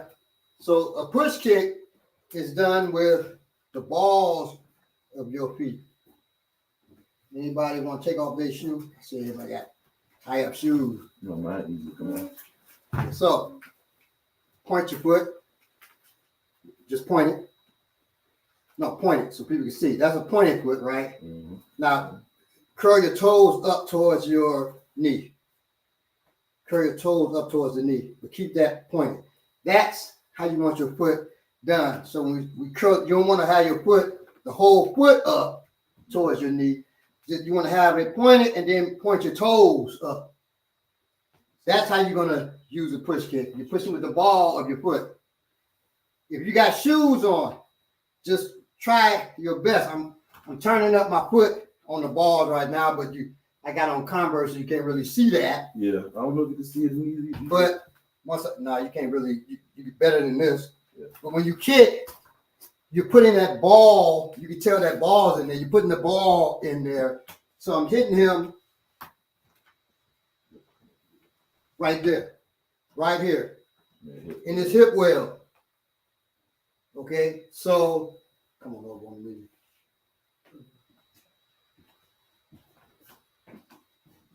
Put your hands here, be like, I want you no accidents. Bring your hands closer, right, so you're not getting kicked in the arm too. So now you're aiming at the hip well. This could be a front, but this is back. It can be with either, but the back is stronger and less likely you get pushed off balance if they move forward. So come with your back foot and push that in right in this hip well. Right, so it pushes them back. Go ahead, go again. Being very controlled with it. It pushes them back. Okay, so you're hitting with the ball. Now, people say, well, why not the groin? Because we've talked about that before. The groin is a much smaller target than his hip. I don't care who you are. I don't care if you're a porn star. Your groin is still smaller, I hope, than your hip. Or you don't have hip problems. Well, you already do. If your groin is bigger than your hip, you already got some problems. Okay. Well, my hip is this big and my groin is this big. You still got problems. Something wrong, right? So How big is the groin? Whoa, wait, what? how big is who's groin? Mine, my groin like this. My groin this big. Because I had so many children, it's just a shrunk to nothing. I was asking for you to demonstrate how big the groin of the other person is as opposed to his. Oh, the other person's groin is big. But She looking for that too, so why she asking for that? No. if their groin is this big, then their thigh gotta be that big. It's still a better. Yeah, And if you fighting them up whose groin is that big and their thigh is this big, run. That's a valid technique too. Yeah. Because his thigh is that big, unless it's not muscle. I was gonna say it could be obese. I mean, yeah, that'd be very obese. That's the size of a tree trunk. So, but it is some girls like that. I still don't want to. Well, you don't want them to fall on you. A dude about that big asked me, what would I do if I was 8 years old, he had an 8-year-old son, and somebody grabs me like a fool, get on my knee, and I said, the person your size? Said, yeah, I know I can handle a person that's big like that. So I pull him, off balance, right? Stupid me. He falls off balance, right onto me. Normal person, they fall onto me. I just toss him off like that. He falls onto me. I did toss him off, but the weight, and I got my back foot on the ball of the foot, and the weight was so powerful, it sent all that weight down to my foot and broke my big toe. On my right foot, I was jacked up. So two of the instructors, full instructors were there. I said, you all go ahead and take the class. I'm going to sit down and talk to my brother. I sat down because I was hurting so bad, I played it off. Okay. So somebody that big, run, shoot, or whatever. Do not kick that big mug. Do not. Because if you do miss, you got problems. Anyway, the push kick is right there. Once you do that, now with the push kick, your hands are not coming before because it's at a distance. Right. It's not coming during either. It's at a distance, so it's always going to come out. So push him back, boom, then walk in. As his body moves like that, boom, hit him, or uppercut if you're comfortable doing an uppercut, or upward elbow, whatever it may be, right? That's the push kick. I can kick over here, or I can kick right in line with me. Okay, I'm using my front foot, but I can also, boom, that's even stronger, boom, the rear foot, okay? That is the push kick. So you got the oblique, boom. You got the push, boom. Okay, remember that's with the ball of the foot, pushing them away. We really don't try to do a push kick against the knee. Once again, you can miss. Especially if they have a moving target, right? That would oblique. Okay. You can oblique the hips too, but I prefer push against the hips because it makes your body bend. You catch it. Oblique, I'm trying to break something. Push kick is exactly it. I'm pushing him away. I like that oblique from time up too. I like it. Right, yeah. Take him off balance Yeah. real quick. Now, you can also do the push kick, but it's if I get a strong, we're here, boom, now I can boom, Yeah. and then I'm in, right? So you can do that. But if I have him, most people are not going to be too far. They'll be here, and I can hit him with that oblique kick. Yeah. That off balance and And if you feel, you say, man, but his leg too close with the oblique kick. Now the other leg, boom. I hit it inside. Yeah, It didn't work. Okay, so you can the oblique kick, push kick, those two kicks are the main ones you'll use. The third we'll talk about because we got kickers out there, but we don't use it too often except the cupcake. Meaning, if he's trying to kick me, I cupcake his leg. He's trying to kick me with a round kick or whatever kind of kick. I cupcake his leg. Okay. I kick his support leg. Round kick. A couple things to do with the round kick. Number one, you're kicking with the fibula. That is this bone here. The tibia is in the back. A lot of MMA fighters were getting broken fibula and tibia bones during this kick. You saw Conor McGregor, happy kicks. He backs up and his foot folds in half. Yeah. Anderson Silva pretty much ended his career breaking his foot against Chris Weidman, whatever his name is. He was actually trying. It's happened multiple times. Can you give me a baseball bat, please? Wooden one preferred, but either one is fine. I don't know my wooden. Well, give me a metal one. I just want to show you the structure. Because the fibula is similar to this. The fibula is wide up here and it gets thinner when it gets to my ankle. So, if you do a round kick and you're kicking with the lower part of your leg, it's not as strong as if you get higher, like kick with the middle. So when we do a round kick, we're kicking with the middle because it's thicker. If this was wood and I use all my force, boom, and hit a wall, say, with this, it's just gonna break. But I use all my force and hit. If it breaks, this part is still structured, but this ain't breaking. It will break here. If anything, the thin part, this is not breaking. Even on the wood, whenever I hit a wall with all my might, it may crack a little bit, but it certainly ain't breaking. Okay. Because of the thickness. So the thickness of the tibia, when we kick, we're kicking with this middle part. Maybe 3 fingers beneath to a full hand width beneath our knee. Boom! It's close. It hits with the heavy part, not with the ankle. That's number one. That's why they're getting breaks. That's one reason. The other is when they're throwing round kicks, they're kicking up to get that fast kick. They're kicking up. Well, standing more of a stone stance is deeper hit right. So that way, if I'm kicking up, my small bone is hitting close to his thicker bone. Or now, one smart thing is to come outside and kick the calf. I ain't worried about breaking it then, but here, this is what happens when they kicking here up or kicking inside up, which is worse. I'm hitting that thick ass fibula bone with my ankle.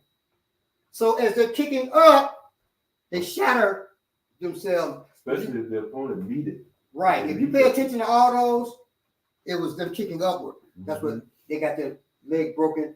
Because even if he checks the kick, comes up, you're coming up and you're catching that big ass part of the bone with your small ankle bone, and it cannot survive, especially if you're a hard kicker, because you're kicking so hard with that small fucking part of your body.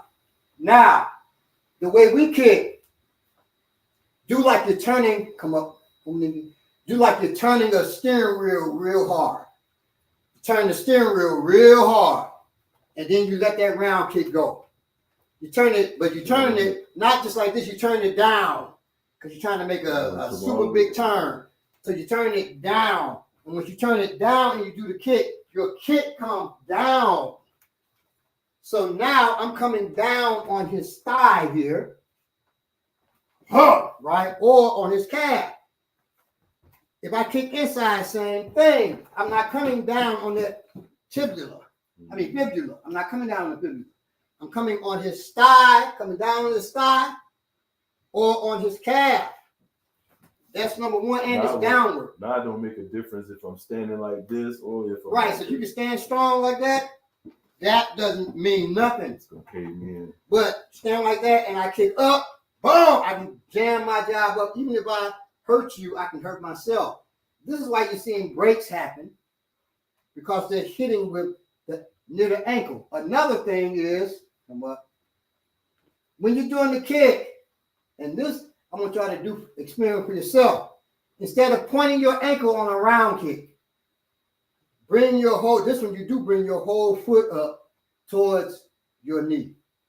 Bring the whole foot up. Can you show? Instead of pointing the ankle when you do the round kick, bring the foot up and then do the kick. Now, I want you to touch your fibula bone here. Point your knee first with your hand right there. And now bring the toe up, your whole foot up. You probably feel that muscle expand. It contracts, rather, excuse me. It contracts and it bulks out. Well, that is more protection for that shin bone. So touch it, point your leg, point your foot. Yeah. You don't feel it, not now. Bring it up and you'll feel it. And then you can do that on your own, just point without your hand, and you'll feel that muscle contract. Yeah. That's how you want to be like that when you. So when you kick, yes, your toe is up. It's not pointed like this. That takes training to kick like that. You got to kick like that. You kick there with your round kick. There, put up, not pointed like that. Okay?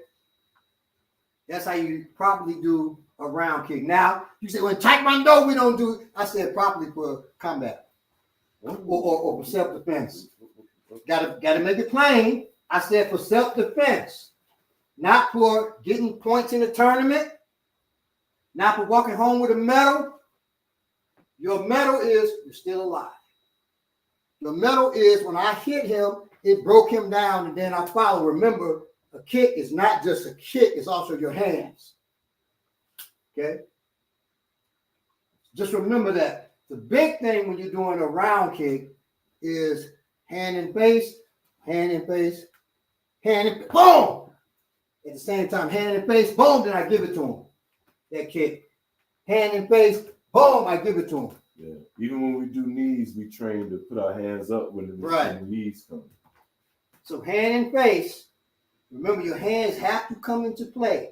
If I put my hands up and he blocks my hand, boom, I still kick. Now I bring that down to trap his hands, boom. And so my hands are still working. They tried before, but now they're working after. Okay.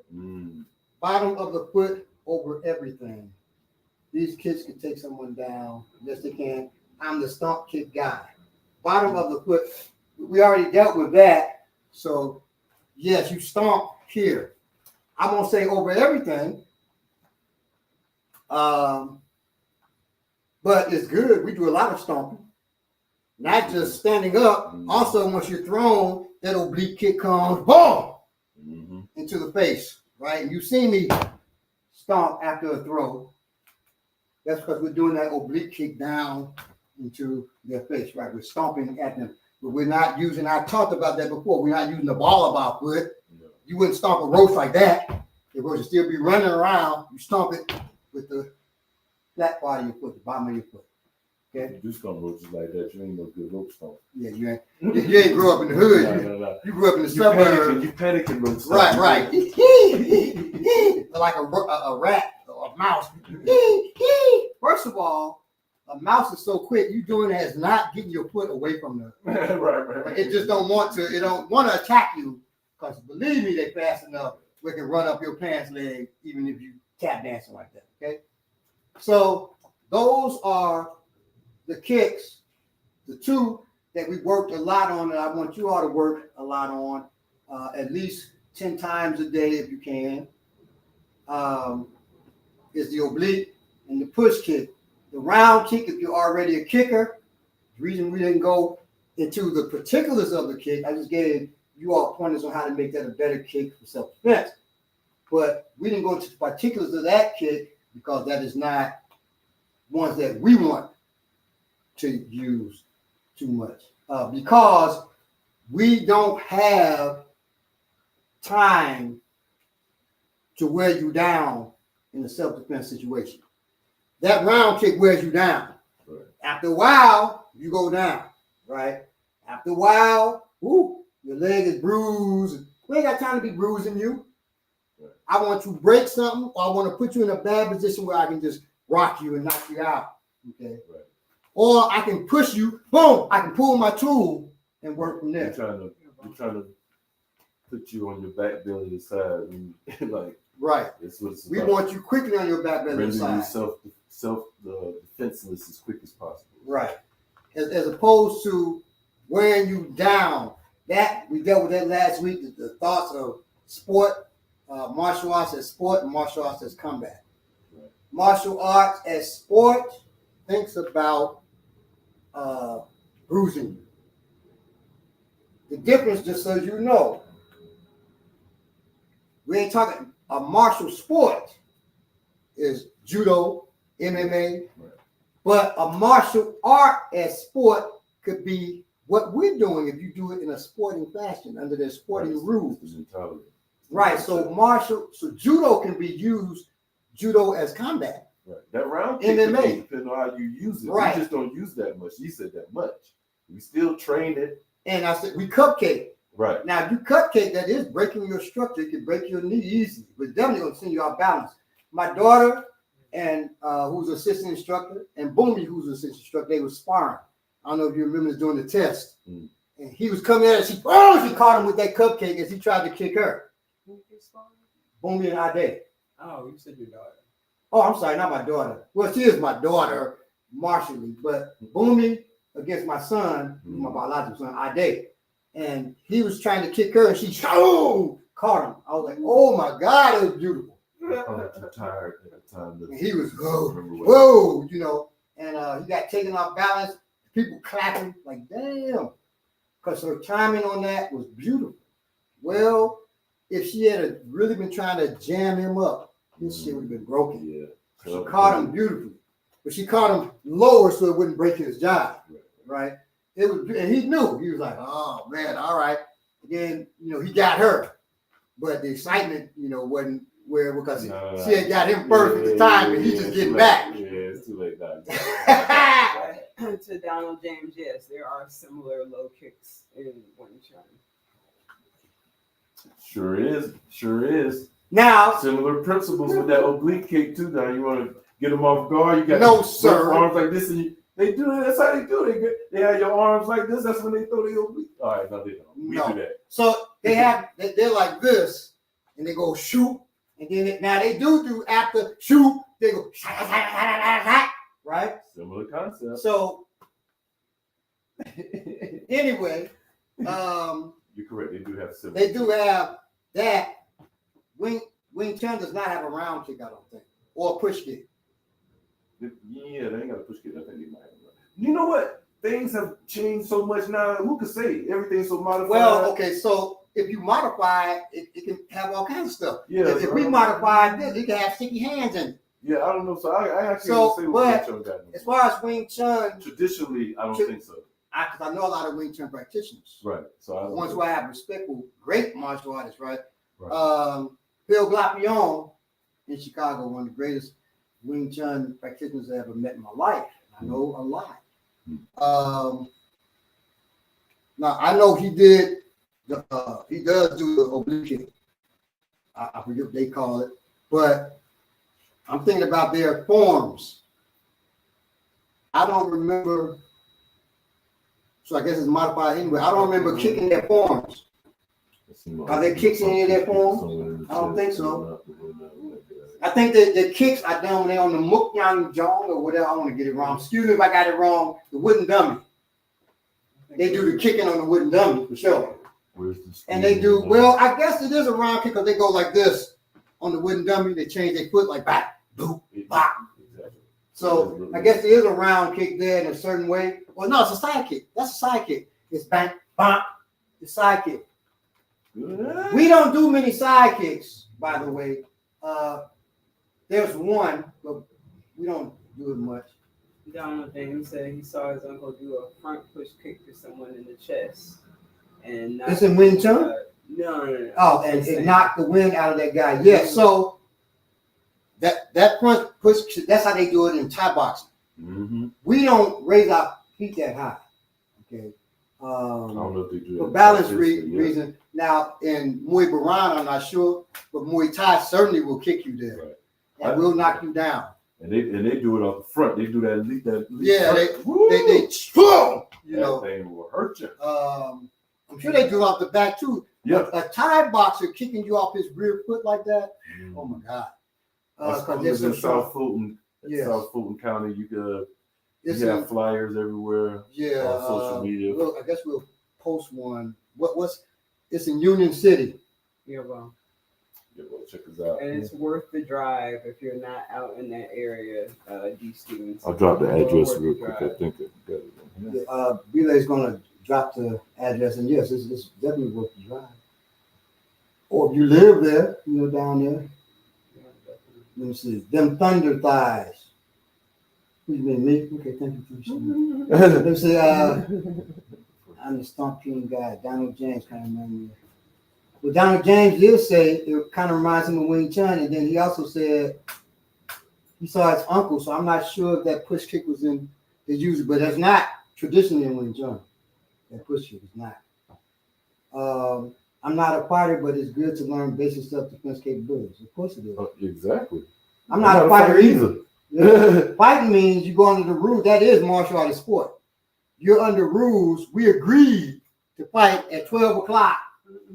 On Sunday afternoon.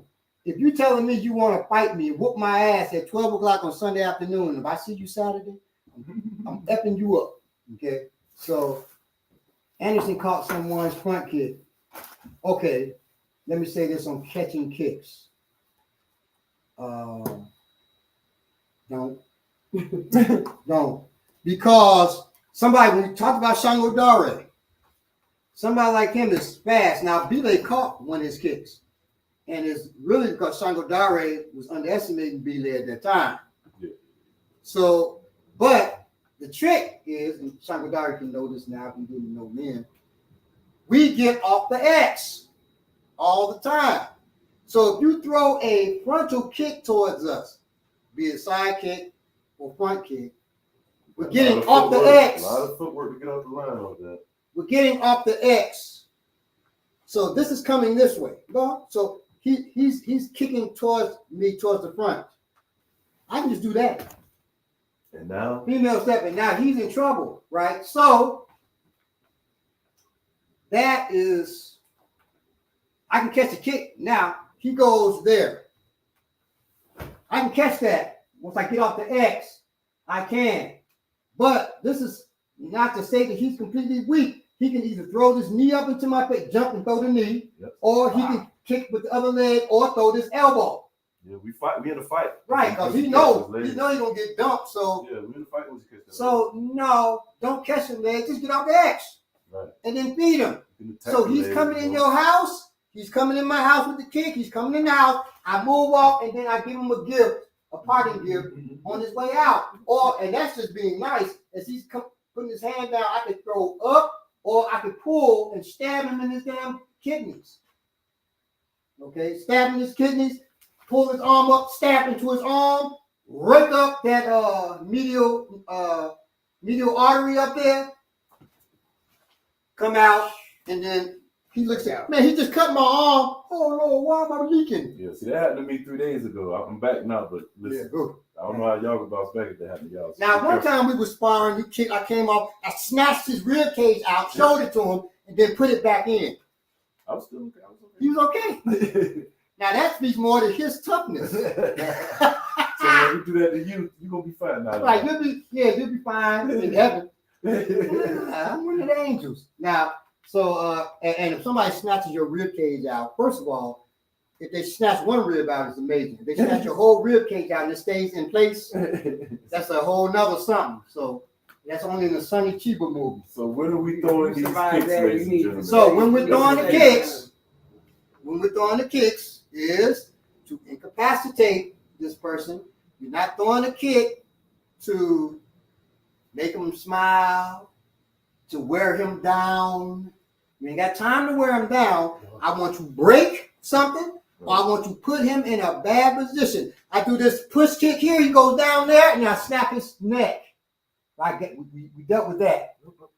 Right? I put him in that position, depending on what's going on, or I put him in that position, and you have your tools, I know. You pull your tools, slit his throat, because it's bent right there. If it's there, use it, put it back up, and then you move on about your way and about your day. Okay? Real deal. So that's why you're kicking. We even aren't closing distance with the kick. It's safer ways to close distance. If he's there, I said, man, I'm going to close distance and knock him out.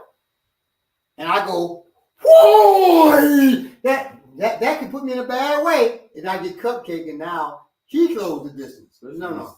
Yeah, boy. Right. Well, I was fighting my boy Donald, and he kicked towards my groin, and he said, boy! Like he was going, and I said, stop. Just like stop it. And he ran his foot with that upper kick, the same thing, that little part of his shin into the fibula bone, the thick part of my fibula bone. I said, stop, like that. Because we're standing like this, just so you know, the reason why we're like that, if he kicks up towards my groin, it doesn't reach. Or go upward with your kick towards my groin. I can't even go up with Go up with that because it's your back foot. It still doesn't reach. I haven't stopped. I haven't begun to defend myself yet. That's just built into the stance. Yeah. Now, he goes to kick up to my groin. What I would do, and I'm going to do it to you. Boom. I would come down, boom, slam into his foot. I would. So you mean kick it up like this? I would have really got hurt. I did like we supposed to do, but kicking like this, right, like this. So they're teaching Krav Maga. Yeah, just go straight. Go up like that. Boom, and I give him that. Boom, and the force of his leg coming up, meeting this. That's bad for him. And then when he steps back, he'll be looking like Conor McGregor. When Conor McGregor stepped back and his foot just folded because it was broken. Okay, so we do not try to bruise. We're trying to break, and we only use it if it makes sense. If this dude walks up and he has half of a plate mail armor suit on, down at the low part, the dude in Kroger, instead of being naked down here, he had on the armor plate. You're not kicking him. I'm not kicking him. Because you're going to break your guy. So him you wouldn't kick, him you would attack up here because you would shoot. Yes. Now, if he had on full armor plate, then I would shoot his leg. Armor plate does not stop bullets. I'm just gonna leave him alone. You got a whole armor in the joints and stuff. Don't do it. The armor is weak at the joints. Yeah, now that would be beautiful. You go here, the neck. You go here, pull and cut in that part right there, in the armor. And then it's just bleeding inside the arm, and then you see it coming out the wrist bar. Theatric it was. Like a movie. And the beauty, if he had that armor on, just so you know, after you stab him, now you can come here.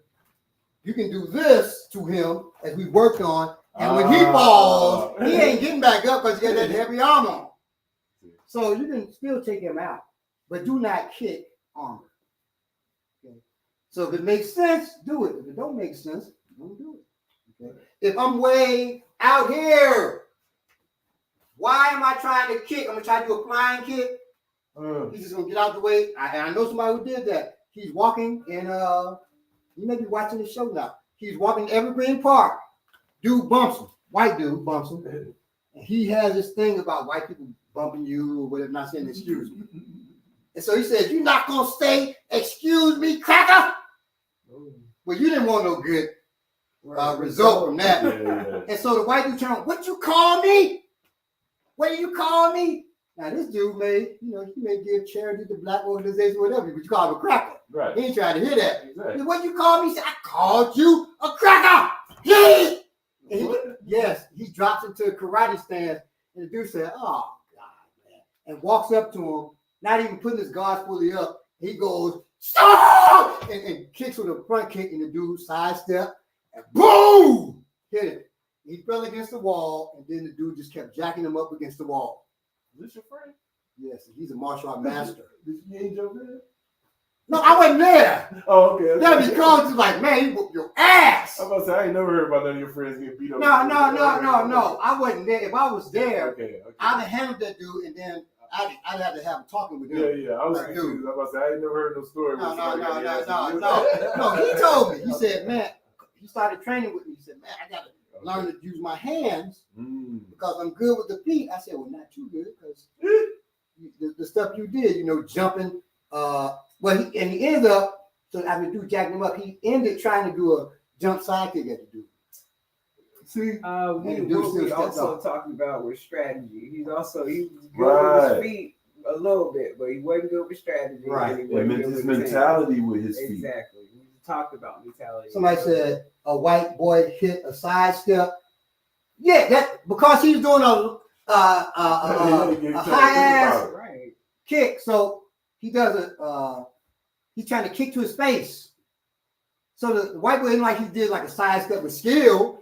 He said, "Oh boy, boom!" He stepped over. He's getting out of the way. He said, he might have been used to fighting. Oh, may have been. Yeah.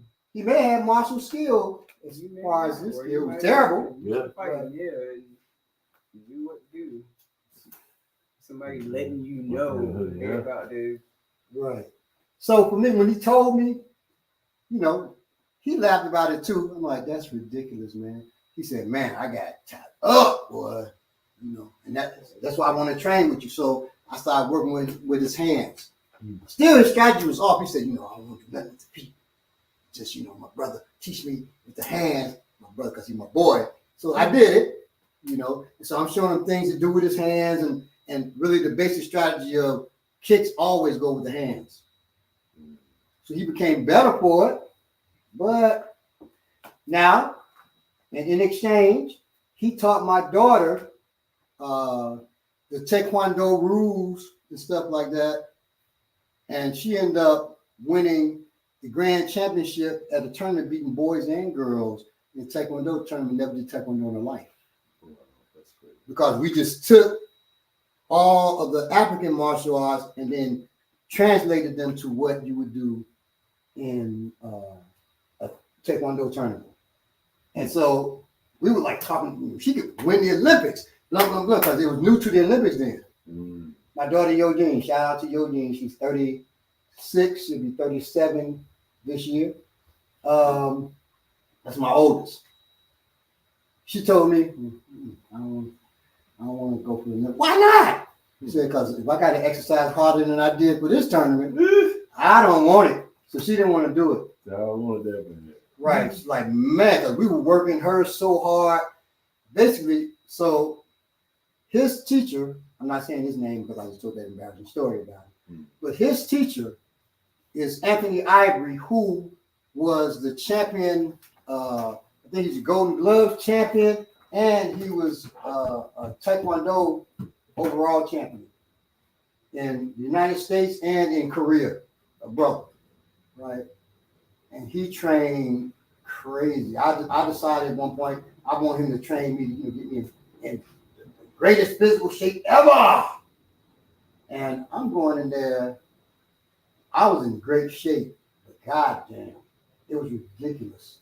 Wow. After he had me fight 10 3-minute rounds back to back, I said, man, you take a break for a minute. Take a break. You that weak? You that weak? I said, that weak? He said, man, I get in there, I'll show you after. You gonna be that weak? said, no, I'm not weak. He said, get up there and stop whining. He's going off on me. I said, this is the last time I trained with him. And after that, he's doing certain techniques with me. He said, now sit down. And time, boom, boom. He's doing 10-minute rounds, both sparring with our boy. 10 3-minute rounds, hard. Wow. And he insists, that's what I'm talking. He ain't reading hard. He's like this. That's what I'm talking about. You got to exercise yourself. I see you back tomorrow, 6 a.m. And he didn't see me, man, after that. So he came to our demonstration, and he's still my boy. Like, hey, Andy, love you, man. Blah, blah, blah. But no way in the world. So that was like your game. Yeah, exactly. Fruit don't fall too far from the tree. Your gene said, hell no, the way y'all traded me, it was already hard in my old days. When I first moved here, I was the same way. Y'all lucky y'all got me later as I became older and wiser. I didn't end a test until everybody was crying. Yeah, I'm so glad I missed that phase. And I know some people were fake crying. Like I can bubble out. I can bubble out. I was like, he crying with how you cry with a British accent? You just cried, but he had to be, oh my goodness. And so I ended the test, right? So, and they probably had talked later, like, I can believe you be the last one, because that makes more sense. So you be the last one to cry. So it would go down, and I pay attention to it. Kunle, who was the next highest rating person, he would cry, and then I can mobilize. Yo, this is hilarious. And so then I end the test. So I knew they were playing me. You don't want to cry? That's hilarious. Now, when I train the children, I know they're going out first. Oh, they're going out. So it don't take much for the children. My children know. And I saw them saying, I better cry. Because there's one boy like, I ain't crying. I'm too hard. My daughter was like, you better cry. Because we'll be working out forever. And I'm working out with them. I'm like, if you keep on, it'll be until I cry. You're like, you better. So, you see him now, like, yeah. Now that was crazy. That was crazy to do that.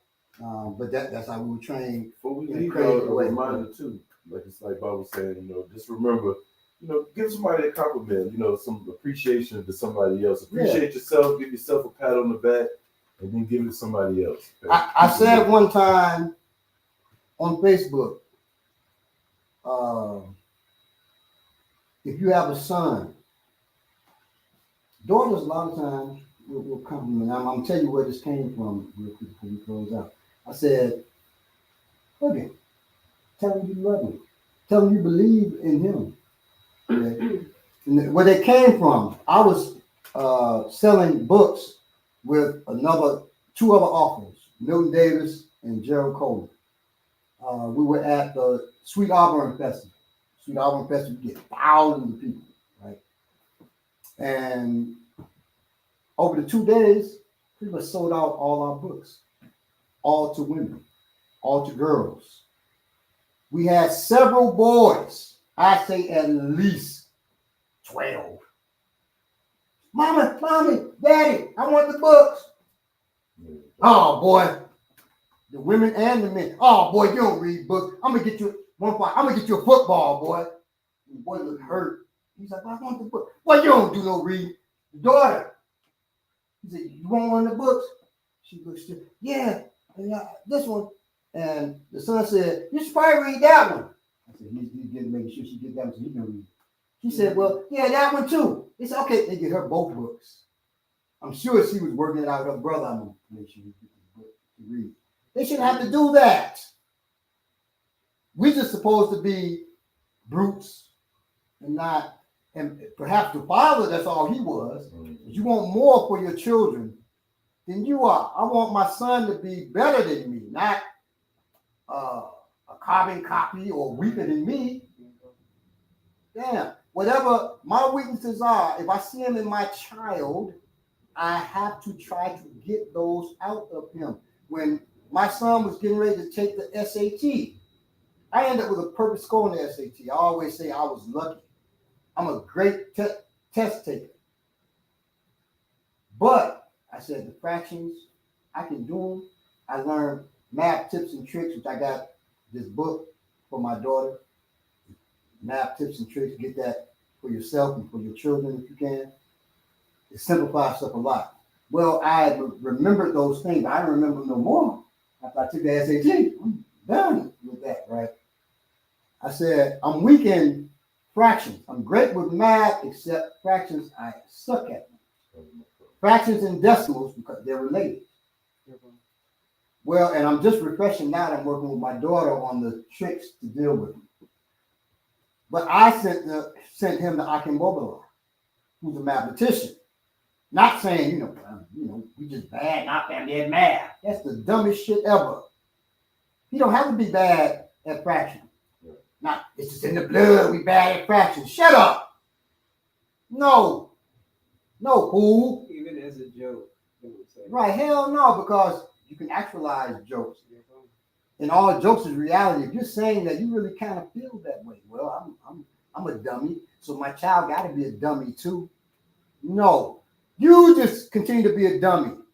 Work hard enough, and you could be a so-called dummy, meaning you're not well-read or educated at all. And I don't say that a dummy because you could be the master blacksmith in one town, the student blacksmith in another, right? But you may not know much or nothing, but know enough that you want your child to be better than you. At least know that. And if you don't know that, you don't want to know that, you're a sucker. All right, y'all. So we love y'all for that. I just noticed on here, it's like a deer in here. This is weird. Oh, I see it. Yeah, but it's hidden within all this other traits. Anyway. Check the instinct inside of yourself to not compliment people because you want to take them down a peg. Think about that. And think about your next of kin, the person who's going to make decisions for you if you can't talk. Yeah. And if your children are envious and feel, you're more skilled at a thing, more intelligent, it's your job to make them more skilled, make them more study, and turn it into a competition. If your child just don't like reading, just don't like our son Ade, he wasn't for reading at first. My wife made the competition. Every such. You get so and so. Now, are you teaching well? You getting money for reading? We wanted him because he was rejecting reading. I'm like, come on, son, so. Got him to the point now where he's writing on his own. He'll call me to read what he's written. And we say, can you read what I wrote? And we edit it. So you got to live, not live in, but a free editor with his daddy. Mm-hmm. But now, when I read his stuff, most of the time I'm like, man. So y'all gonna say, what you got to work out on? One sentence. He's great with it from just using me as a pattern and then coming with his own ideas and saying so and so. Because we made a competition for him. You said, well, you said reading. Reading is a skill. Writing is a skill, and they go together. If you want to become a better writer, read. Read. If you want to become a better writer, read. If you're saying reading gives me headache, then read small passages and don't use the phone saying you're reading because you're reading a goddamn text. Because you're reading a 140-word tweet. Or what do they call tweets now? X's? Because you're reading that. Don't call that reading. Read books. If that's your weakness, you learn to chop down the tree by chopping down the tree. Read. It's okay. Take your time with it. You say, man, I get confused. So read a passage at a time. Go back and read. Go back. You may have to read that passage over. It's just practice. It's just practice. That's all it is. And then you start writing. So you say, man, my writing is bad. My writing. It's just because you just need to read more, and that shit will get home. Believe that. Trust me on that. And then you start practicing your writing more, it's going to get better because that's a skill. It's a skill. Okay? But remember, reading is a skill. It's not just something you're doing. It's a skill, so you can get better at it. You can get worse at it. You can get rusty. Okay. So you can get better at it. Don't be ashamed of it. It's all training. Train yourself in everything. Eliminate as many holes as you can. If your weakness is in cooking, train. Try to make that not a weakness. If you don't just say, well, I just can't cook. You may have to cook to survive. So learn. If you can't sew, learn to sew. Okay? You say, well, what about rapping? Shit. If you want to rap, rap. Okay? And that's a skill that could come in handy. Apocalypse hits, we out and about, and we meet this group of mugs. They say, hey, we're the rap boys. We killing everybody that don't rap. And they said, you talk to Ominiki rap. You see, she better be right. So it can come in handy. It can save your life. Save your life. Pop locking, shoot. Everybody in there can pop lock. One of the coldest pop lockers routines I ever saw was when Ominiki pop lock. It's against this famous popper here called Lady Crow. She's trained with us before. Her Lady Crow went at it. Ominiki was pop breaking it down on her. It was one of the best things ever. See, if she couldn't do that, it would embarrass the African martial arts. See, man, if only we had that on video. The whirlwind of death. That's when we started talking. She started doing this move like she was turning while popping and getting low. We said, oh shit, that's the whirlwind of death. Now, next time they battle, we'll get it on video and show. So shout out to Lady Crow. Shout out to her 52 blocks instructor, Wise Morrow, who I want to get as a guest on here soon. He watches the show. So if you're watching Wise, we want you as a guest on the show. He's getting famous now, so I'm going to give him before he gets too famous for us and won't show up. All right, y'all. Be safe out there. Get ready to watch Jamu Baraka at 4 o'clock here on Black Power Media. Black Power Media, there you go. BPM, that's where you're at. They should have mashed the like button, subscribe, tell a friend, as Dear Doctor says, about Warrior Class, about Black Power Media, all the great shows on. Before us was Saturdays with Renee. Then it's us tomorrow, be Sundays. Chajua's show, History as a Weapon. Is it just Black History as a Weapon? His show is on Fridays. Black Miss Podcast on Fridays too. I believe Friday was stacked. Jackie Lukeman's show is on here. Her and Sean Blackman, their show comes on here. It's a lot of shows. Of course, RSTV. That's with Kalanji, right? Right Started TV. I Mix What I Like. Of course, the flagship is the Remix Morning Show. A lot of great shows on here, so tune in. And make sure you tune in every Saturday to the baddest martial arts show on YouTube. Not the best production, but it's the best show. Best content. Right. So tune in, because a lot of those folks tuning in right now too. Oh yeah. Let's see. If you Trust see that. still some of my stuff. Oh, I already have. I know you talk about that. Like some quotes on here. Oh no. One dude the other day said, "If you don't know a thing, it doesn't exist." I said, "This, yes." I said, "This dude here." See, that's the downside of popularizing your quotes. Man. But it's cool. A comedian who gets a lot of love on here, so I won't say her name. She stole from watching stuff I've done. I've been saying this for years. Blacktastic. Everybody who hears Blacktastic knows me. There's a book made called Blacktastic about black spectrum fiction, based on, and the producer of that came to me and said, "Hey, can we use Blacktastic?" Of course you can. And I would say that to her. Of course you can. She said, I was pondering things the other day, and I came up with this word. You know how black people do? I said, it's Blacktastic.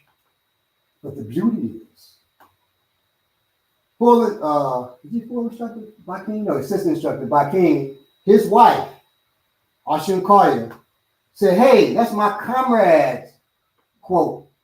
And she was a fan of her, and a lot of people started getting in there, about 50 people. Like, that is from Balogun Ojetage. He says that that's his phrase, blah, blah, blah, blah, blah. Now, I can't legally do nothing. I didn't even say nothing.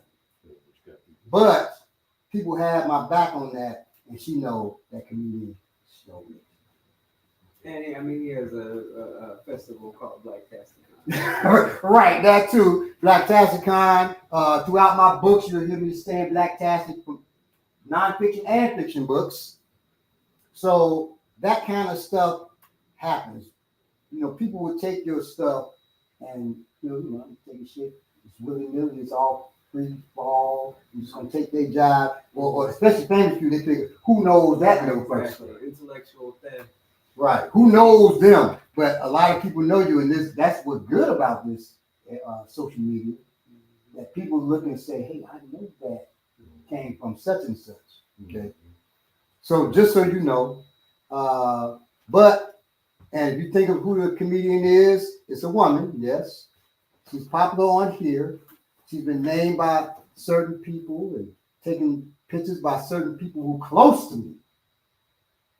And they don't know that story, but hopefully Thank you, Manuel Briggs. And now they know now. So thank you all. Later Gladiators. Thank you, Donald James. Thank you, Emmanuel Briggs, the Public Enema. Ooh, that's rough there. That's rough there. Professor Griffith, my comrade, the Public Enema. Hey. But that's John Witherspoon, House Party. Remember? Oh, you did. Sure did say Public Enema. That's right. Enema. Skynet TV. Uh-oh. Rest in peace. Oh, that's a Terminator. Right. Kicks are totally unexpected in the street fight, so hell yeah. A kick can be very dangerous in a street brawl. Yes, just don't put a straight razor between your toes. Take your shoes off, put a straight razor between your toes and kick. And yes, there's a martial art that does that. And it may not be totally unexpected. It depends on who you get in the street brawl with. That too. So now, don't expect it to be unexpected. I sent video, but B.A. didn't put it in the advertisement for this week. A dude kicking, and he hit the ground. He tried to kick to the dude's head, a flying kick. Missed. Boom! Hit his face on the ground. He crying. All right. And the dude's like, for real? He didn't even come at him. Now he did with me. He was trying to kick me in my damn, I'm coming at him. But he didn't even. Now, I promise this is the last thing. Fighter in high school, I will say his name, Daryl Fury. He comes up to me and says, hey, I'm from the Green Dragon School. I said, okay. Because I think I said something about, most Kung Fu systems are not fit for self-defense. Remember, I'm in high school myself. Mm-hmm. So I had no filter. And so, somebody was upset. We were in the martial art club, and I said this, what's in the martial art club? You can spar with me. Right. But instead he said, I'll take you. So my friend Solomon Tompkins, shout out to him too. He says, and Daryl Pierce is real name. Solomon Tompkins comes up to me, he's sitting with me, he said, you can't beat Adam. He'll fuck you up. He's one of the best fighters out here. So he pumping me up, but I'm like, man, I really didn't want to fight this dude. So dude said, I'll fight both of y'all. I said, oh shit. So Simon said, okay. Simon's a big dude. He ain't trained. So he decides, Daryl said, well, meet me at lunch and we fight. It's okay, cool. We meet him at lunchtime. I'm tearing this ass up. Solomon would, and our whole plan, Solomon would distract him. And while he's going to talk, bang, I'm tearing him up, right? And he was like, it's unfair that he hit me with a knee. So the person judging, his name was General, I can't remember his name. His first name was General. Or maybe his last name was General. Tall brother. He says, he's reading down the rules. I said, we ain't discussing no rules. We just said we sparring. He said, well, we don't use knees because you don't use knees, don't mean we don't. Right. And so as we're talking, I'm talking to the referee, right? And he said, yeah, I agree with you, so and so. I see Daryl jump out the corner of my eye. and I go right at him. He's trying to kick me with both feet. Wow. And I go right up under his legs, and I'm keeping him up in the air. And I push, boom. He hits his head on the heater, bang. Hits his head on the floor, bang, and it was perfect time. As soon as he hits his head on the floor, that's the end of the lunch bell. And everybody just grabs their job and walks off. Daryl's on the ground unconscious. We all leave. We don't say, man, we better run that. It's just, we got our job, go back to class. I tell my mother worried. Did you kill that boy? I said, I don't know, Ma, I don't think so. You know, she said, boy, I got to find out. I said, Ma, I ain't skipping school. She said, I'm going to go with you. So my mother going to the school, like, you know, talking about my grades and stuff. She ready to get me out of there in case you got to reach out of there. And she said my father was outside, you know, waiting. He got there late, but when she walked outside, he was there. So Dell didn't come to school. He didn't say nothing. So about a week later, he comes. He got shades on because both his eyes. When you get a lot of times, you hit your head and black your eyes. So he had shades on.